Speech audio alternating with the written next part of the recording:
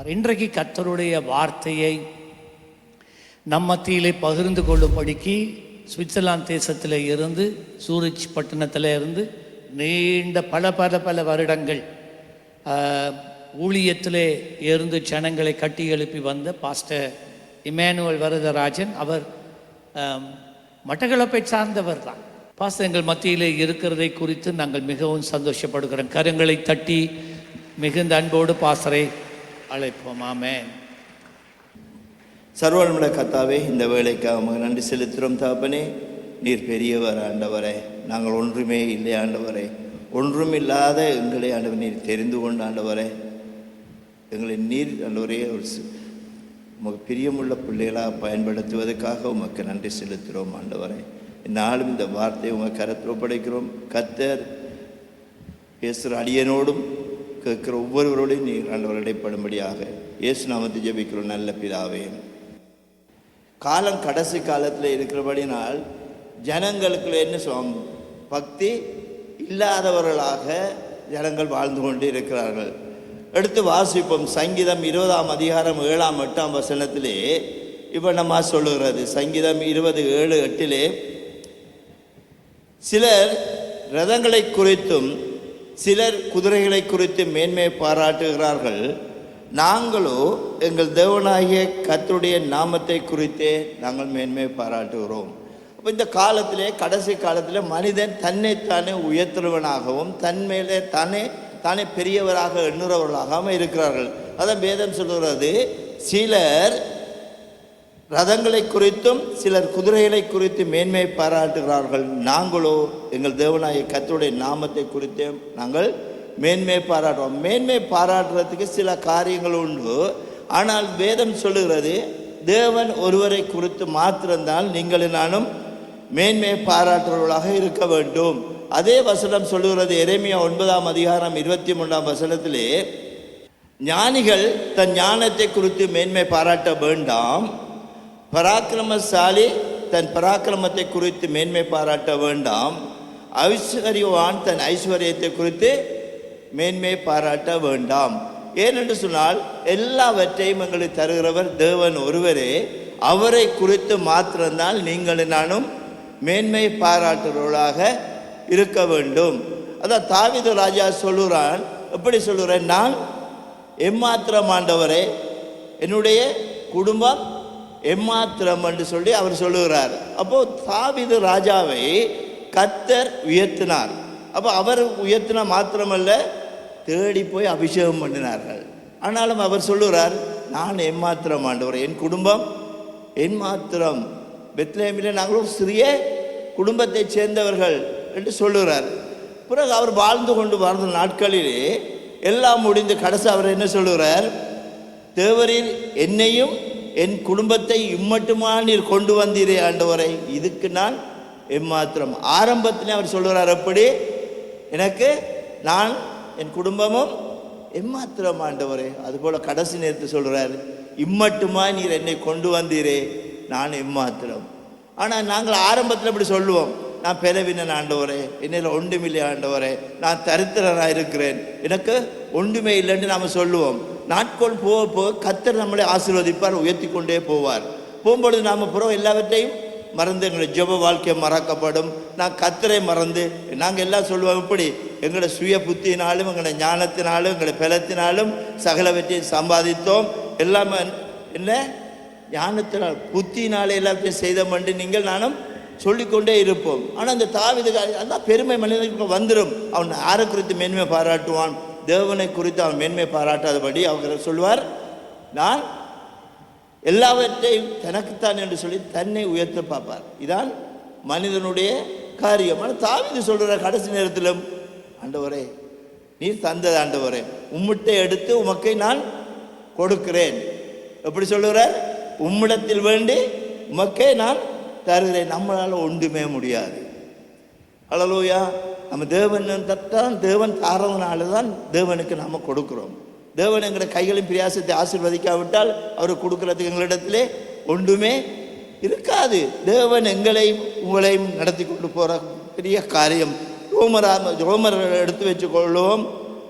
11ஆம் அதிகாரம் 36ஆம் வசனம் சொல்லுகிறது, சகலமும் அவரால் அவர் மூலமாய் அவருக்காகவும் இருக்கிறது, அவருக்கே என்றென்றைக்கும் மகிமை உண்டாவதாக. அப்ப நீங்களும் நானும் இருக்கிறது தேவனுடைய கிருபை, சகலமும் அவராலும் அவர் மூலமாக அவருக்காகவும் இருக்கிறது.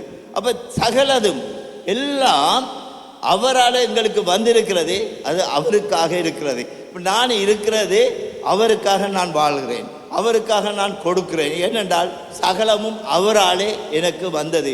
அதனாலே நீங்களும் நானும் மேன்மை பாராட்டுவதற்கு ஒன்றுமே இல்லை. அப்போ நாங்கள் சொல்லுவோம், கர்த்தாவே நான் உண்மையிலே அன்பு கூறுகிறேன் என்று நாங்கள் சொல்லுவோம். தேவனில் எப்படி சொல்லுவோம்? நாங்கள் அன்பு கூறுகிறோம் என்று. அப்படி இல்லை, அவர் முந்தி நம்மில் அன்பு கூர்ந்தபடினால் நாங்கள் அவரிலே அன்பு கூறுகிறோம். அப்போ யாரு அன்பு கூர்ந்தது? தேவன் நம்மில் அன்பு கூர்ந்தார். இப்போ நாம் சொல்லுவோம் என்ன? நான் ஆண்டவரை ரட்சிக்கப்பட்ட ஆண்டவரை என்று சொல்லுவோம். ஆனால் வேதம் எப்படி சொல்லுகிறது? நான் உன்னை தெரிந்து கொண்டேன், நான் உன்னை தெரிந்து கொண்டேன் என்று வேதம் சொல்லுகிறது. அப்போ யார் முதலுங்களை தெரிந்து கொண்டவர்? தேவன். தாயின் கற்பற்ற உருவாகும் முதலே அவர்களை பேர் சொல்லி அறிந்திருக்கிறார். எங்களை எலும்போல் உருவாகும் முதலே அவர் கண்கள் எங்களை கண்டு கொண்டது. அப்போ யார் முதல்களை தெரிந்து கொண்டது? தேவன் ஒருவரே. அப்போ அவர் ஒருவருக்குத்தான் நாம் மேன்மை பாராட்டவன். ஏனென்றால் அவர் முந்தி எங்களிலே அன்பு கூர்ந்தபடியினாலே நாங்கள் இந்த இடத்துல வந்திருக்கிறோம். இப்போ எங்களோட ரட்சிப்புக்கும் இந்த வேதத்துக்கும் சம்பந்தம் இல்லாத ஒரு ஆள் நான். ஆனாலும் தேவன் முந்தி என்னேல் அன்பு கூர்ந்தபடியினால் இந்த இடத்துல நான் நிற்கிறேன். அதனால் நான் அவர்களே அதிகமாக அன்பு செலுத்துகிறேன். தேவனுக்கு ஏதாவது செய்ய வேண்டும் என்று சொல்லி நாங்கள் பிரயாசப்படுகிறோம். ஹல்லேலூயா. அதான் யோசுவா என்ன சொல்கிறார்? நானும் என் வீட்டாருமோ என்றால் கர்த்தரையே சேவிப்போம். அப்போ அவர் இல்லாமல் நம்ம இருக்க முடியாது. ஹல்லேலூயா. அவர் என்ன சொல்கிறார்? எகிப்திலே நதிகளுக்கு அப்பாலே நீங்கள் வழிபட்ட அந்த தெய்வங்களை குறித்து வழிபட போறீர்களா, அல்லது இம்மாத்திரமாக கொண்டு வந்து கானானுக்குள்ளே கொண்டு வந்த இயேசுவை நீங்கள், கர்த்தரை நீங்கள், தேவனை நீங்கள் ஆராதிக்க போறீர்களா? ஆனால் நீங்கள் என்ன செய்வீங்களோ என்ன தெரியாது. தேவன் என்னை அன்பு கூர்ந்து இம்மட்டுமா கொண்டு வந்திருக்கிறார். அதனாலே நானும் என் வீட்டாருமோ என்றால் கர்த்தரையே சேவிப்போம். அப்போ அதே போல நீங்களும் நானும் ஒரு பொருத்தனை பண்ணணும். நானும் என் வீட்டாருமோ என்றால் கர்த்தரையே சேவிப்போம். இந்த கடைசி காலத்திலே மனிதன் தன்னைத்தானே உயர்த்துறவனாக இருக்கிறான், தன்னைத்தானே அவன் மேன்மை பாராட்டுவனாக இருப்பான். ஒன்றுமே இல்லாமல் இருப்போம். ஒரு ஆளை நாங்கள் கொண்டு வந்து சபையில் கூட்டி வருவோம், அவரை நாங்கள் ஊழியக்காரர்களாக இல்லாட்டி மூப்பராக ஏதாவது அவர்களை அபிஷேகம் பண்ணுவோம். இப்போ சாதாரணமாக அவர் இருப்பார், வரதராஜன் ரெண்டு வைங்களேன், வரதராஜன் ரெண்டு இருப்பார். நான் ஃபோன் பண்ண என்ன சொல்லுவீங்க? நீங்கள் எப்படி ஃபோன் பண்ண சொல்லுவீங்க? நான் வரதன் பேசுகிறேன், வரதராஜன் பேசுகிறேன்னு சொல்லுவோம். ஆனால் இவ்வளோ காலம் வரதராஜன் இருந்தவர், அவர் ஒரு பாஸ்டரை அபிஷேகம் பண்ண உடனே அவர் எல்லாவற்றுக்கும் என்ன சொல்லுவார்? நான் பாஸ்டர் வரதன் பேசுகிறேன், நான் பாஸ்டர் வரதராஜன் பேசுகிறேன். இந்த டைட்டில் ஒன்றுமே இல்லை. நீங்கள் உங்களுடைய இருதயம் தேவனுக்கு நேராக உண்மை உள்ளதாக இருந்தால் அதை குறித்து மாத்திரம் நீங்கள் மேன்மை பாராட்டுங்கள். ஹல்லேலூயா. இந்த பாஸ்டர், எல்டர், அந்த வசனங்கள் நமக்குள்ளே தேவைப்பட அந்த டைட்டில் எங்களை பரலோகத்துக்கு கொண்டு போகாது. இப்போ பாஸ்டர் சொன்னது போலதான், வெள்ளை உடுக்கிறதால நீங்கள் நானும் பரிசுத்தமாக அழகாக இருப்போம், அது மாத்திரம்தான். ஆனால் கர்த்தர் இருதயத்தை பார்க்கிறார். இருதயத்தை நுனித்தோலை என்ன எங்களை விருத்த சேதனம் பண்ணுங்கள் என்ற இந்த இருதயம் மகா கேடு உள்ளது, திருக்குள்ளது. அந்த இருதயத்தை நீங்கள் நானும் என்ன செய்ய வேண்டும்? அதை விருத்த சேதனம் பண்ண வேண்டும். தேவனை சொல்லுகிறார். இந்த நாளில் நாம் தலைப்பில் நாம் பேச போகிறது மேன்மை பாராட்டுதலை குறித்து நாம் பேச போகிறோம். சிலர் ரதங்களை குறித்தும் என்னத்தை பேசின பார்த்தோம். ரதங்களை குறித்து அவர்கள் மேன்மை பாராட்டினார்கள். நாங்கள் என்ன செய்ய போகிறோம்? தேவனை குறித்து மாத்திரம் இந்த நாட்களிலே மேன்மை பாராட்டத்தக்கதாக கர்த்தர் உங்களுக்கும் எனக்கு உதவி செய்வாராக. ஹல்லேலூயா. ஞானத்தை குறித்தோ எங்கள் ஐஸ்வர்யத்தை குறித்தோ பராக்கிரமத்தை குறித்தோ மேன்மை பாராட்டாதபடி தேவன் ஒருவரை குறித்து நீங்கள் நானும் மேன்மை பாரா. ஏனென்று சொன்னால் ஆதியிலே அவர் எங்கள் மேல் அன்பு கூர்ந்து இந்த இடத்துல கொண்டு வந்திருக்கிறார். இப்போ இந்த இடத்துல நான் இந்த சுற்று வட்டாரத்தில் எத்தனை மக்கள் இருக்கிறார்கள், எத்தனை ஆயிரம் பேர் இருக்கிறார்கள். நீங்கள் குறிப்பிட்ட ஜனங்கள் இந்த இடத்துல வந்திருக்கிற காரணம் என்ன? தேவன் உங்களிலே அன்பு கூர்ந்தபடினாலே தெரிந்து கொண்டார். ஹல்லேலூயா. என்னுடைய சாட்சி உங்களுக்கு தெரியுமே தெரியாது, நான் மறித்திருந்தால் 36 வருஷமாக இருந்திருக்கும். நான் சுவிஸ் தேசத்துக்கு போய் 36 வருஷமாக அங்கே போன முதல் வருஷமே எனக்கு சிறுநீரகத்திலே புற்றுநோய் டாக்டர்ஸ்னால கைவிடப்பட்டு அதுக்கு பிறகுதான் நான் ரட்சிக்கப்பட்டேன். அப்போது தேவன் என்னை அன்பு கூர்ந்து ஒரு நோக்கத்தோடு என்னை தெரிந்து கொண்டு இருக்கிறார். அப்போ நான் ஒன்றுமே இல்லை, நான் ஜீவனோடு இருக்கிறதும் இந்த இடத்திலே நான் தைரியமாக இருக்கிறது காரணம் என்னென்று சொன்னால் தேவன் என்னை அழைத்திருக்கிறார், அவர் அன்பு கூர்ந்து இருக்கிறார், எனக்கு ஒரு அற்புத சுகத்தை தந்திருக்கிறபடினாலே நான் தேவனை ஆராதிக்கிறேன். ஹல்லேலூயா. தேவனுக்காக சாட்சியாக வாழ வேண்டும் என்று சொல்லி நான் விரும்புகிறேன். இந்த சங்கீதத்தில் எனக்கு தேவன் எனக்கு ஒரு வார்த்தை தந்தார், நீ சாவாமல் பிழைத்திருந்து கர்த்தருடைய செய்கைகளை விவரிப்பேன். அந்த வார்த்தை தான் எனக்கு தந்த வாக்கு தத்தம்.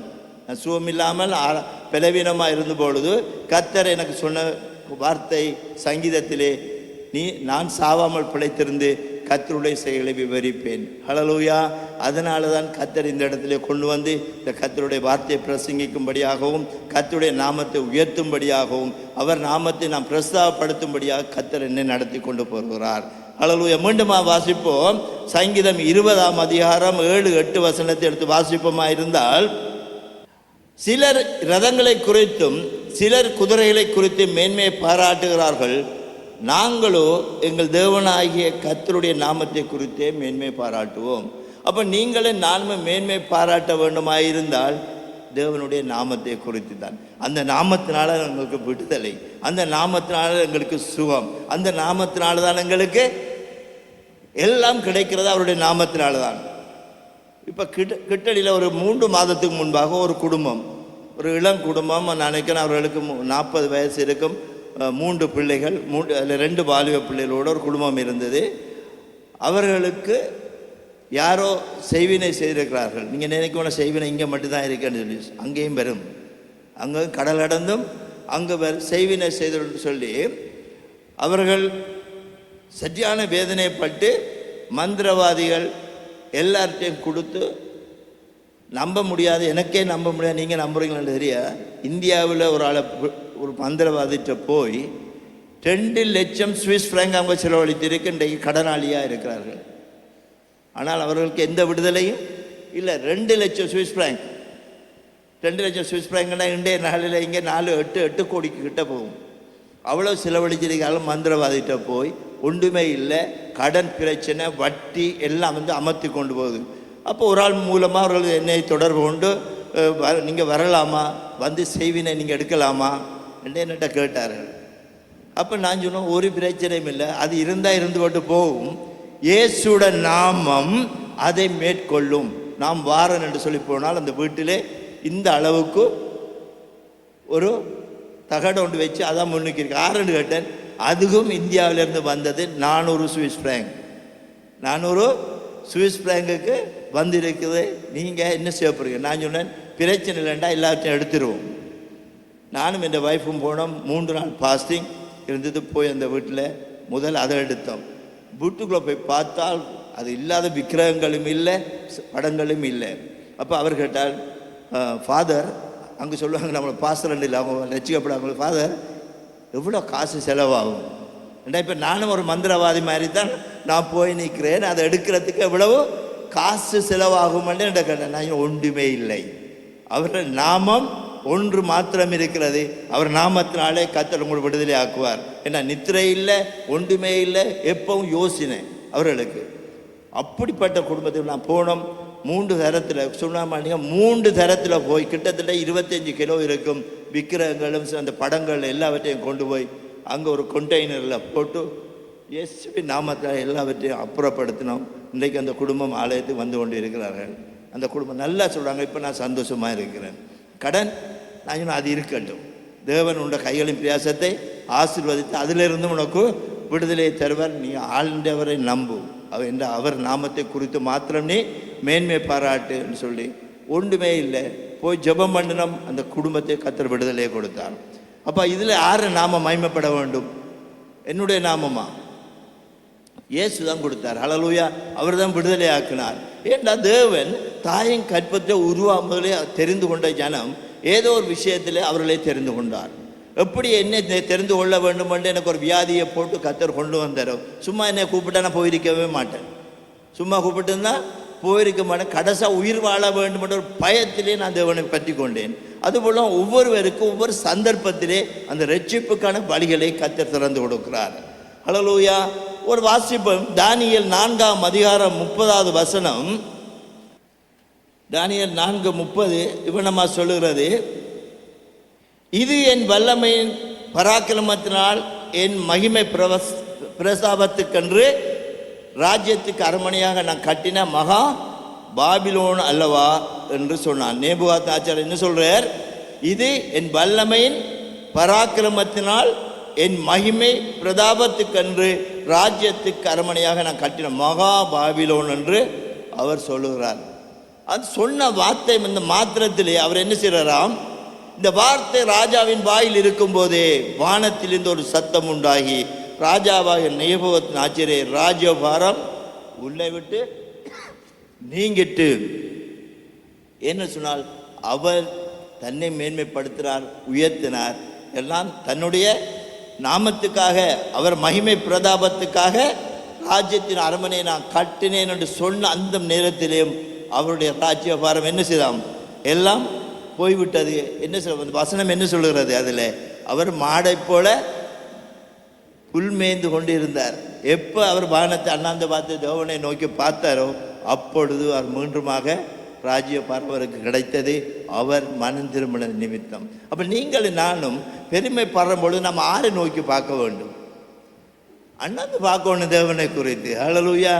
ஏன்னா இயேசு கிறிஸ்துவ பிள்ளைகளை நீங்கள் நான் குனிந்து பார்க்கக்கூடாது. எதை கேட்டாலும் நாம் பெரிதாக கேட்க வேண்டும் என்றால் இயேசு பெரியவர். ஹல்லேலூயா.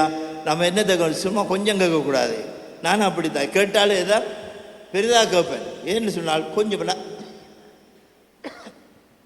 கடந்த நாட்களே நாங்கள் ஒரு சுவிசேஷ கூட்டம் நடத்தினோம். முதல் நாள் போன வருஷத்தில் இங்கே அல்வாய் என்ற இடத்துல, அல்வாய் வடக்கில் நடத்தும் பொழுது அங்கே இந்த ஊழியக்காரன் சொன்னார், பாஸ் எனக்கெல்லாம் பெரிய தரிசனம் இல்லை பாஸ், ஒரு 150 ஆத்துமா இருந்தால் எனக்கு போதுமாண்டு. எனக்கு குட்டியான கோபம். நான் இதான் உன்னோட தரிசனம். கர்த்தர் தந்த அவ்வளோத்தையும் அவங்க பெற்றுக்கொள்ள வேண்டும். பெருசாக கேட்கணும், பெரிதாக நாங்கள் நினைக்க வேண்டும். அப்பொழுதுதான் கர்த்தர் எங்களை நடத்தி கொண்டு போவார். ஹல்லேலூயா. கொஞ்சம் எனக்கு தந்த அப்போதும், கொஞ்சம் சுகம் தந்த அப்போதும் இல்லை, கர்த்தர் எங்களை பலவான மாற்றுவராக இருக்கிறார். அப்போ அவருடைய தரிசனம் என்ன கேட்டால் சொல்கிறார்கள், எங்களோட தாத்தாட காலத்திலேருந்து சபை இருக்கு, அங்கே பார்த்து 40-50 பேர் தான் இருக்கிறார்கள். அது என்ன? அவர்களுக்கு தரிசனம் இல்லை. அவர்களுக்கு தரிசனம் இல்லை. தரிசனம் வேண்டும். தரிசனம் இல்லை மட்டும் ஜனங்கள் சீர்கட்டு போவார்கள். அவர்கள் தரிசனம் உங்களுக்கு எனக்கு வேண்டும். அப்போ இந்த நேபுகாத்நேச்சார் என்ன செய்கிறார்? அவர் பெருமையாக சொல்லும் பொழுது கர்த்தர் அவர் ராஜ்யத்தை பரத்தை அவரை விட்டு அகற்றி போட்டார். ஹல்லேலூயா. நீங்கள் நானும் எப்பொழுதும் எங்களுடைய பராக்கிரமத்தை குறித்து நாங்கள் மேன்மை பாராட்ட இருக்க வேண்டும் என்று அவன் தன்னைத்தானே அவன் குறித்து மேன்மை பாராட்டுகிறான். ஹல்லேலூயா. 1 கொரிந்தியர் 10ஆம் அதிகாரம் 12ஆம் வசனம் வண்ணமாக சொல்லுகிறது, இப்படி இருக்க தன்னை நிற்கிறவன் என்று எண்ணுகிறவன் விழாதபடி எச்சரிக்கையாக இருக்க வேண்டும். ஹல்லேலூயா. நாங்கள் நினைக்கிறோம், நாங்கள் இன்றைக்கு இருக்கிறோம், ஹல்லேலூயா, நாளைக்கு போகிறோமே தெரியா. இப்போ சுவிஸுக்கு வந்திருக்கேன், நான் திரும்பி போகிறோம் என்னன்றே தெரியாது. என்றால் எல்லாம் அவர் கருத்தில் இருக்கு. ஆமென். அப்போ நிற்கிறவன் என்று சொல்லுகிறவன் ஒருவன் என்னவாம்? விழாதபடி எச்சரிக்கையாக இருக்க வேண்டும். எல்லாரும் இப்படித்தான் நினைக்கிறவங்க எல்லாம் கூடும், நான் இருப்பேன் எல்லாரும். ஆனால் ஒவ்வொரு செகண்ட் கழிந்து போகும் பொழுதும் நம்மளோட ஆயுஷ் நாட்களில் ஒன்று மைனஸ் குறைஞ்சு கொண்டே போகிறது. ஹல்லேலூயா. இதை மனிதன் சிந்திக்கிறதே இல்லை. நாம் யோசிப்போம், எப்போ வருது டிசம்பர், எப்போ கிறிஸ்மஸ் வரும், எப்போ இந்த பிறந்த நாள் வரும், கொண்டாட்டம் வரும், எல்லாம் வரும். ஆனாலும் நாமளும் போகிற காலம் நெருங்கி கொண்டே போகும். ஆமென். அந்த நாட்களிலே நீங்கள் நான் எச்சரிக்கையாக இருக்க வேண்டும். நாம் நிற்கிற நாங்கள் ஒருவன் விழாமல் இருக்கும்படியாக எச்சரிக்கை உள்ளவர்களாக இருக்க வேண்டும். 1 சாமுவேல் 17ஆம் அதிகாரம் 8ஆம் வசனம் சொல்லுகிறது, கோலியாத் தன்னை குறித்து என்ன செய்கிறானாம்? கோலியாத் தன்னை குறித்து மேன்மை பாராட்டுகிறார். அவர் என்ன சொல்கிறான்னு உங்களுக்கு எல்லாருக்கும் தெரியும். தினம் வந்து பெலிஸ்தர் சேனையாக கூட வந்து இஸ்ரவேல் சேனைக்கு முன்பாக இருந்து என்னவான், அவர் ஜனங்களை அவர் பயமுறுத்தி கொண்டே இருக்கிறான். 6வது வாங்க என்னோட வந்து யுத்தம் பண்ண முடிந்தால் ஒரு ஆள் வந்து என்னோடு யுத்தம் பண்ணுங்கள் என்று சொல்லி அவர் சொல்லிக்கொண்டே இருக்கிறார். 17:8 17:8 இவ்வளவு சொல்லுது, அவன் வந்து இஸ்ரவேல் சேனையை பார்த்து சத்தமிட்டு, நீங்கள் யுத்தத்துக்கு அணிவகுத்து நிற்கிறது என்ன? நான் பெலிஸ்தன் அல்லவா? நீங்கள் சவுலின் சேவகர் அல்லவா? உங்களில் ஒருவனை தெரிந்து கொள்ள அவன் என்னிடத்தில் வரட்டும். ஏனென்று சொன்னால் இவன் ஆஜான பாகுவா இருக்கிறான், நன்க உயரவனாக இருக்கிறான், யுத்தத்தில் தேர்ந்தவனாக இருக்கிறான். அவன் என்ன செய்யறான்? பட்டயத்தோடு வந்து நின்று இவர்களை விரட்டி கொண்டே இருக்கிறான். நாங்கள் எப்படித்தான் நிற்போமா? அவன் என்ன பெரிய பட்டயத்தையும் தன்னை பராக்கிரமத்தை நிறுத்தி கொண்டான். சின்ன தாவீது எந்த இடத்துல வந்து சொல்ல இல்லை, நான் தேவனால் அபிஷேகம் பண்ணப்பட்டிருக்கிறேன், தேவன் என்னோட கூட இருக்கிறார் என்று அவர் நினைக்கவே இல்லை. என்றால் அவன் ராஜாவாக அபிஷேகம் அந்நேரம் பண்ணப்பட்டிருக்கிறான். ஆனால் அதை சொல்லவே இல்லை. இல்லை அந்நேரம் சொல்லியிருந்தால் சவுல் பட்டிருப்பான். ஆனால் சொல்லவே இல்லை, தான் இறந்து கொள்வான். ஆனால் ஒன்று தாவீது சொல்கிறான், அவன் இப்படி அந்த பெருசம் வந்து காலையில் மாலையிலும் வந்து 40 நாள் வந்து இஸ்ரவேலின் தேவனை குறித்தும் இஸ்ரவேல் ஜனங்களை குறித்தும் அவன் நிந்தித்து கொண்டே போகிறான். தாவீது வந்து, நான் இஸ்ரவேலின் தேவனாகிய கர்த்தருடைய நாமத்தை குறித்து மாத்திரம் மேன்மை பாராட்டுறேன், அவர் நாமத்தினாலே நான் வருகிறேன் என்று சொல்லி போய் அவனுடைய பட்டயத்தை எடுத்து கோலியாத்திர தலையை வெட்டி போடுகிறான். இவன் என்னத்தில் போனவர்? கவனம் கூழாங்கல்லுடைய போனவர். இப்போ 6 பட்டயத்தை எடுத்து வெட்டினது. அவனுடைய பட்டயத்தை எடுத்து அவன் மேலே ஏறி நின்று கழுத்தை துண்டாக்கி போட்டான். காரணம் என்ன? பெருமை. அவர் எந்த பட்டயத்தை நம்பியிருந்தாரோ அந்த பட்டயத்தினாலே அவர் வெட்டுண்டு போடான் கோலியாத். அவர் நினைக்கிறேன்னா பராக்கிரமத்தோட உயரமாக இருக்கிறேன், அவன் பெரிய ஈட்டி வச்சிருக்கிறேன், பெரிய வாழ் வைத்திருக்கிறேன். நான் அந்த பட்டயமே அவனை காவு கொண்டது. ஹல்லேலூயா. நீங்களே நானும் என்ன வார்த்தையினால் பேசுகிறோம் ஜனங்களோட? எங்களோட வார்த்தை எங்களை கொல்லும். வேதம் சொல்கிற எங்களோட வார்த்தை எங்களை கொல்லும். எங்களோட வார்த்தை ஒவ்வொன்றும் தேவனுக்கு பிரியமுள்ள வார்த்தையாக வர வேண்டும். ஹல்லேலூயா. மற்றவர்களை ஆறுதல் படுத்துகிற வார்த்தைகளாக வர வேண்டும். நீங்கள் சொல்ல மாட்டீங்க. சில பேரை நான் சபைக்கு புதிதாக வந்தால் நான் மற்றவர்களை கதைக்கவே விட மாட்டேன். போய் மற்றவர்களை எச்சரிக்கை அறிவேன். சரி, குறிப்பிட்ட ஆக்களை தெரிஞ்சால் அந்த பக்கம் போக விடவே மாட்டேன் நான். காரணம் என்று சொன்னால் வார்த்தையினாலே அவர்களே சோர்ந்து போக பண்ணிடுவார்கள், பயன்படுத்துவார்கள். சில பேர் சொல்லுவாங்க எல்லாவற்றுக்கும் என்ன அந்த ஆவி இந்த ஆவி என்று வச்சிருக்கிறாங்க. ஒவ்வொருக்கும் ஒவ்வொரு ஆவி வச்சிருக்கேன். அந்த ஆவி தான் உங்களுக்கு வந்திருக்கு, இந்த ஆவி தான். அங்கே ஒரு ஆவியும் இல்லை. இயேசு நாமத்தினால அப்படிதான் பெருமையின் ஆவியை சொல்லுவாங்க, பலவீனப்படுத்துகிற ஆவி என்று சொல்லுவாங்க, எசபேல் ஆவி என்று சொல்லுவாங்க. இல்லை, எல்லா ஆவியும் கிரியை செய்திருக்குத்தான். ஆனால் அவங்களை புதிதாக வருகிறவர்களுக்கு இந்த ஆவிகளை குறித்து சொன்னால் அவர் பயந்தே போயிடுவார்கள். ஹல்லேலூயா. பயப்படாதீங்க, இயேசுடன் நாமம் இருக்கிறது. ஆமென். அவரது நாமம் விடுதலையின் நாமம், அது விடுதலை நாமம், அது விடுதலை ஆக்கும் என்று சொல்ல மாத்திரம் இருக்கும்போது அவர்களை நாங்கள் ஆவியை குறித்து ஒரு நாளும் சொல்லி அவர்களை பயன்படுத்தக்கூடாது. இதில் பாப்பமாக இருந்தால் இந்த கோலியாத் எந்த பட்டயத்தை நம்பியிருந்தானோ அந்த பட்டயத்தினாலே அவன் வெட்டப்பட்டான். ஹல்லேலூயா. என்று சொன்னால் உங்களோட வார்த்தை அவனை கொள்ளும். ஹல்லேலூயா. பெருமையின் வார்த்தை அவனுக்குள்ளே வந்தது. முடிந்தால் ஒருவன் வா, இஸ்ரவேல் சேனையிலிருந்து ஒரு ஆள் வந்து என்னோட யுத்தம் பண்ணன்னு சொல்லுறான். அவன் வார்த்தையின் படி ஒருவன் போனான். தேவனால் தெரிந்து கொள்ளப்பட்ட மனிதன் ஒருவன் போனான். அவனுடைய பட்டயத்தை எடுத்து அவனை வெட்டி போட்டான்.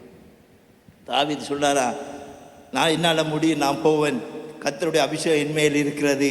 நாம சொன்னாரா? தாவீது சொல்றா என்ன? கர்த்தருடைய அபிஷேகம் என்மேல் இருக்கிறது, என் பாத்திரம் நிரம்பி வழிகிறது எல்லாம் சொல்லுவான். ஆனால் இந்த இடத்துல அவர் ஒன்றுமே சொல்லலை. நீ நிந்தித்த சேனையுடைய கர்த்தருடைய நாமத்தினால் நான் வருகிறேன், நீ நிந்தித்த தேவனுடைய நாமத்தினாலே வருகிறேன், சேனையுடைய கர்த்தருடைய நாமத்தினால் வருகிறேன் என்று சொல்லி போய் அவனுடைய பட்டயத்தை எடுத்து வெட்டி போட்டான். ஹல்லேலூயா. அவன் சொல்றான், என்னால் முடியாது, தேவனால் முடியும், அவருடைய நாமத்தினாலே வருகிறேன். அந்த நாமத்தால் போய் அந்த பட்டயத்தை எடுத்து கோலியத்தில் தலையை சேவி போட்டான். ஹல்லேலூயா. அந்த இடத்துல அவன் எந்த ஜனங்கள் சொல்லுகிறார்கள் சவுல் கொண்டது 1000, தாவீது 10000 பேர் கொடுக்குறாங்க. ஹல்லேலூயா. ஆனால் அவன் ஒன்றுமே சொல்லலை, பெருமை பாராட்டலை. அவன் ஆடிப்பாடி வருகிறான் கர்த்தருடைய. ஆனால் அவர் சொல்கிறான், நான் யுத்தத்தை தேர்னவன் இல்லைப்பா, நான் சவுல் கொடுக்குறேன் என்ன அவருடைய யுத்த அங்கிகள் எல்லாம் கொடுத்தான். அவர் சொல்லுறார், இதெல்லாம் நான் பழக்கத்துக்கு வரல, பழக்கப்பட்டு இல்லை, நான் பரம்பரையில் யுத்த வீரனே இல்லை, நான் ஒரு ஆடு மேய்க்கிறவன். ஆனாலும் தேவன் என்னோடு கூட இருக்கிறார். ஆனாலும் தேவன் என்னோடு கூட இருக்கிறார். அவனை நான் சிம்பிளாக அடிச்சுட்டு வந்துடுவேன். ஹல்லேலூயா. நீங்கள் நானும் சொல்லணும் வாயின் வார்த்தை, நீங்களால் எல்லாம் கூடும், ஏனென்றால் தேவன் என்னோடு கூட இருக்கிறார்.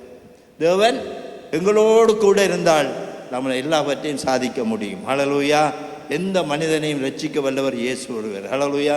நீங்கள் நான் அவர் நாமத்தினால போய் அவரோட நாமத்தினால போய் அந்த சுவிசேஷத்தை சொல்லும் பொழுது ஜனங்களை கர்த்தருடைய கொண்டு வரலாம். ஹல்லேலூயா. அதனால இவரை நான் தான் ரட்சித்தேன், நான் ரட்சிக்கிற நாம இல்லை, அது கடவுள். ஹல்லேலூயா. அது இயேசு தான் ரட்சிக்கிறவர். நாங்கள் அதில் மேன்மை பாராட்டக்கூடாது. ஆமேன். இது நான் கொண்டு வந்த ஆத்துமா, இது நீ கொண்டு வந்த, அப்படி எல்லாம் இல்லை. எல்லாம் தேவன் ரட்சித்து சபையில் முன்குறித்த ஜனங்களை சபையில் கொண்டு வந்து வைத்திருக்கிறார். ஹல்லேலூயா. சபைக்குள்ள வந்த ஜனங்களை நாங்கள் நடத்தி பரலோகத்து நேராக கொண்டு போகிறது தான் தேவனுடைய கிருபை. ஹல்லேலூயா. கரகாலம் பாஸ்டர் சொன்ன மாதிரி தப்பான உபதேசங்கள் எல்லா இடமும் வருகிறது. சுவிஸில் ஒரு சபை ஒன்று இருந்தது. சபையில் இருக்க அந்த ஊழியக்காரர் சொல்லியிருந்தார், நான் உங்களை எல்லாரையும் மில்லியனர் ஆக்க போகிறேன். கவனமாக கேட்டுக்கொண்டு, நான் உங்களை எல்லாரையும் மில்லியனர் ஆக்க போகிறேன். என்ட்ரன்ஸ் ஃபீஸ் 200 Swiss franc, அதில் வாங்க, நான் உபதேசிப்பேன், எல்லாரும் நீங்கள் மில்லியனர் ஆகுங்க. அப்போ எங்களோட சபை அவர் போட்டார். இன்ஸ்டாகிராமில் அவர் அதுக்கான QR கோட் எல்லாம் போட்டு எல்லாம் செய்திருந்தார். இப்போ எங்களோட பிள்ளைகள் வந்து சொன்னாங்க, பாசம் எப்படி வந்திருக்கு. நான் நடை போய் சொல்லுங்கள், முதல் அவரை மில்லியனராக சொல்லுங்க. அரை முதல் சொல்லுறவர் மில்லியனர் ஆகட்டும், அது பிறகு நீங்கள் போங்க. அது நடந்தால் நீங்கள் போய் நீங்கள் மில்லியனர் ஆகிக்கொள்ளுங்க. போய் இதெல்லாம். ஹல்லேலூயா. இதை மெஜிக்காக காட்டுறோம். நாங்கள் மில்லியனராக போகிறதுக்கு கைகளின் பிரியாசத்தை கர்த்தர் ஆசீர்வதிப்பேன்னா வேதம் சொல்கிறது. அப்போ நீங்கள் நானும் பாடுபட்டு உழைக்கணும். உழைச்சா சிறுக உழைத்தால் கர்த்தர் பெருக பண்ணுற தேவனாக இருக்கிறாள். ஹல்லேலூயா. சும்மா திடீரென்று போயிட்டு வேதத்தில் இருக்க செழிப்பான உபதேசத்தை சொல்லி அவர்களை ஜனங்களை ஏமாத்துறார்கள். ஹல்லேலூயா. அவரே இருக்கிறார் ஒரு ஓட்ட வீட்டில் இல்லாட்டி வாடகை வீட்டில் இருப்பார், மற்றவரை மில்லியன் ஆக்குறப்படி முடியாது. தப்பான உபதேசம், கிருபையின் உபதேசம் என்று சொல்லி கொண்டு போய் கொடுக்குறாங்க. எங்களோட பிள்ளைகள் போன இடத்துல வாலிப பிள்ளைகளை கட்டுறது கூட சபையில் இன்னும் உபதேசம் நடக்கிறது. அப்போ இவங்க சிம்பிளாக சொல்லியிருக்காங்க, வேதத்தின்படி தான் பிரசங்கிக்கிறாங்கன்னு சொல்லி. அப்போ கிருபையின் உபதேசம் அதெல்லாமே இல்லை, வேதத்தின்படி சத்தியத்தை போதிக்கிறார்கள். நாங்கள் வளர்கிறோம். இதுதான் சத்தியம். நாங்கள் புதிதான ஒரு சத்தியத்தை ஒரு வேதத்தை எழுத போகிறது கிடையாது. அப்போ மற்றவர்கள் என்ன சொல்றாங்கன்னா, மேன்மை பாராட்டி கொண்டே இருக்கிறார்கள். தங்களை குறித்து மேன்மை பாராட்டுகிறார்கள். கோலியாத் என்னத்தை குறித்து மேன்மை பாராட்டினானோ அதே பட்டயத்தினாலே அவன் வெட்டப்பட்டான். அதே பட்டணத்தாலே அவன் வெட்டப்பட்டான்.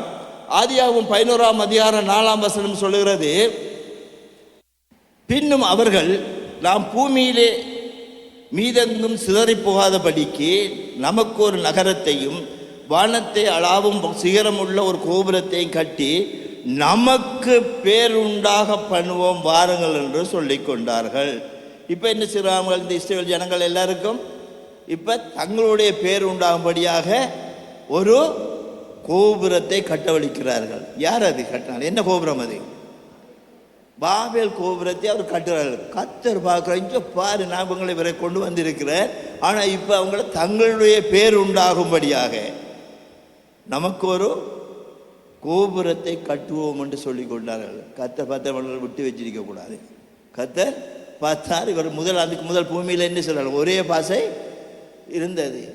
இருந்திருந்தால் உண்மையாக நல்லா இருந்தா. நாங்களாம் போய் எவ்வளோ கஷ்டப்படுறோம் தெரியுமா? பாசை தெரியாமாங்க. 36 வருஷம் தான் இருக்கிறா, இன்னும் ஒழுங்கான அந்த பாசை தெரியாது எங்களுக்கு. பிள்ளைகள் பேசுவாங்க, எங்களால் அது கஷ்டமாக இருக்கும். ஏண்டா நாங்கள் கதைக்க போனால் அதுக்குள்ள இங்கிலீஷ் வரும், சிங்களம் வரும், தமிழ் வரும், எல்லாம் கலந்து வந்துடும்.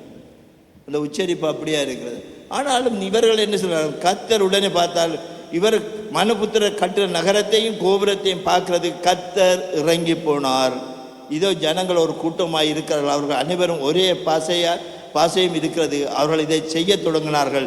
இப்போதும் தாங்கள் செய்ய நினைத்தது ஒன்றும் தடைபட மாட்டாது என்று அவர்கள் நினைத்து கொண்டு இருக்கிறார்கள். அப்போ கோபுரத்தை கட்ட போகிறோம், ஒன்று தடை பண்ணாது, எங்களுக்கு ஒரே பாசை இருக்கிறோம், நாங்கள் கூட்டமாக இருக்கிறோம், இந்த பாபேல் கோபுரத்தை நாங்கள் எங்கள் நாமத்துக்கண்டு நமக்கு பேர் உண்டாக நான் பண்ணுவோம் என்று இருக்கிறார்கள்.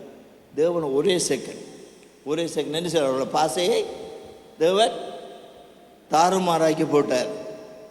அப்போ யாரால வந்தது?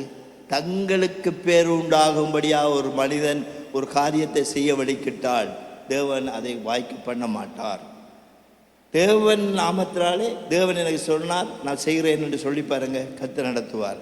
அப்போ கத்தர் உடனே அவர்கள் பாசி என்ன செய்கிறான், தாறுமாறாக்கி போட்டான். நாளைக்கு செங்கல்லை தாண்டாமல் சிமெண்ட்டை கொடுத்திருப்பான், சுத்தியலை தாண்டு சொன்னால் உள்ள கோடாலியை கொடுத்திருப்பான். இதான் நடந்திருக்கும் அந்த இடத்துல.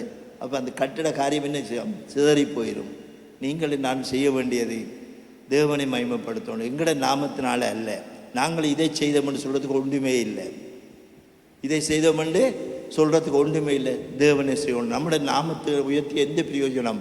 எங்களை உயிரோடு வைத்திருக்கிறவர், உங்களை முன்னே தெரிந்து கொண்டவர், உங்களை முன்னே ரட்சித்தவர், அவர் நாமத்தை குறித்து மாத்திரம் மேன்மை பாராட்ட வேண்டும். அல்லேலூயா. இவர்கள் என்ன சொல்வார்கள், இதை இப்பொழுதும் தாங்கள் செய்ய நினைத்தோடு தடைப்பட மாட்டாது என்று இருக்கிறார்கள். ஆனால் தேவன் என்ன சொல்கிறாராம், அவர்கள் சொன்னபடி அவர்களுக்கு அந்த கோபுரத்தை கட்டாதபடி கர்த்தர் தடை பண்ணி போட்டார். அவர் சொல்கிறார், அந்த தேவன் நம்மளை கர்த்தரை மட்டுமா நடத்தி கொண்டு வந்தார், அவர்கள் நாம மைமை கொண்டு ஒரு அடையாளமாக நாம் கோபுரத்தை கட்டுவோம் என்று சொல்லியிருந்தால் கர்த்தர் வாய்க்க பண்ணி பேரா இல்லையா? கர்த்தர் செய்ய நினைத்து நம்ம எது செய்யணும் தேவனுக்காக செய்வோம், தேவனுக்காக கொடுப்போம். அல்லேலூயா. அவர் நாமத்தை உயர்த்துவோம் என்று சொல்லி பாருங்க, கர்த்தர் உங்களை உயர்த்தி கொண்டு போயிடுவார். கர்த்தர் இவர்களை எல்லாரும் பெருமை உள்ளவனுக்கு கர்த்தரை எதிர்த்து நிற்கிறவன் வேறுன்னு சொல்கிறது. பெருமை உள்ளவனுக்கு கர்த்தர் எதிர்த்து நிற்கிறார். அப்போ நீங்கள் நானும் பெருமை பாராட்டுறதுக்கு ஒன்றுமே இல்லை. ஒன்று தேவனை குறித்து தான் நீங்கள் நானும் மேன்மை பாராட்டுறவர்களாக இருக்க வேண்டும். இப்போ நான் பார்த்தோம், இதில் எப்படி பார்த்தோம், நேபுகாத்நேச்சார் பெருமை பாராட்டுனா அவன் என்ன சொல்றான், மாட்டை போல புள்ளை மேய்ந்தான். இவர்கள் கோபுரத்தை கட்டினார்கள், கர்த்தர் என்ன சொன்னதை முறிந்து விழுந்தார்கள், அது இடித்தே போட்டார்கள். அவர் ஒன்றுமே கைகளை அழாதை செய்ய முடியாதபடி கர்த்தர் நடத்தினார். ஹல்லேலூயா. ஆனால் நீங்களும் நானும் என்ன செய்ய வேண்டுமாம், அவருடைய நாமத்தை குறித்து மாத்திரமே மேன்மை பாராட்டுவர்களாக இருக்க வேண்டும். ஹல்லேலூயா. வேறு ஒன்றை குறித்து நீங்கள் நானும் மேன்மை பாராட்டாதபடி இருக்க வேண்டும். ஹல்லேலூயா.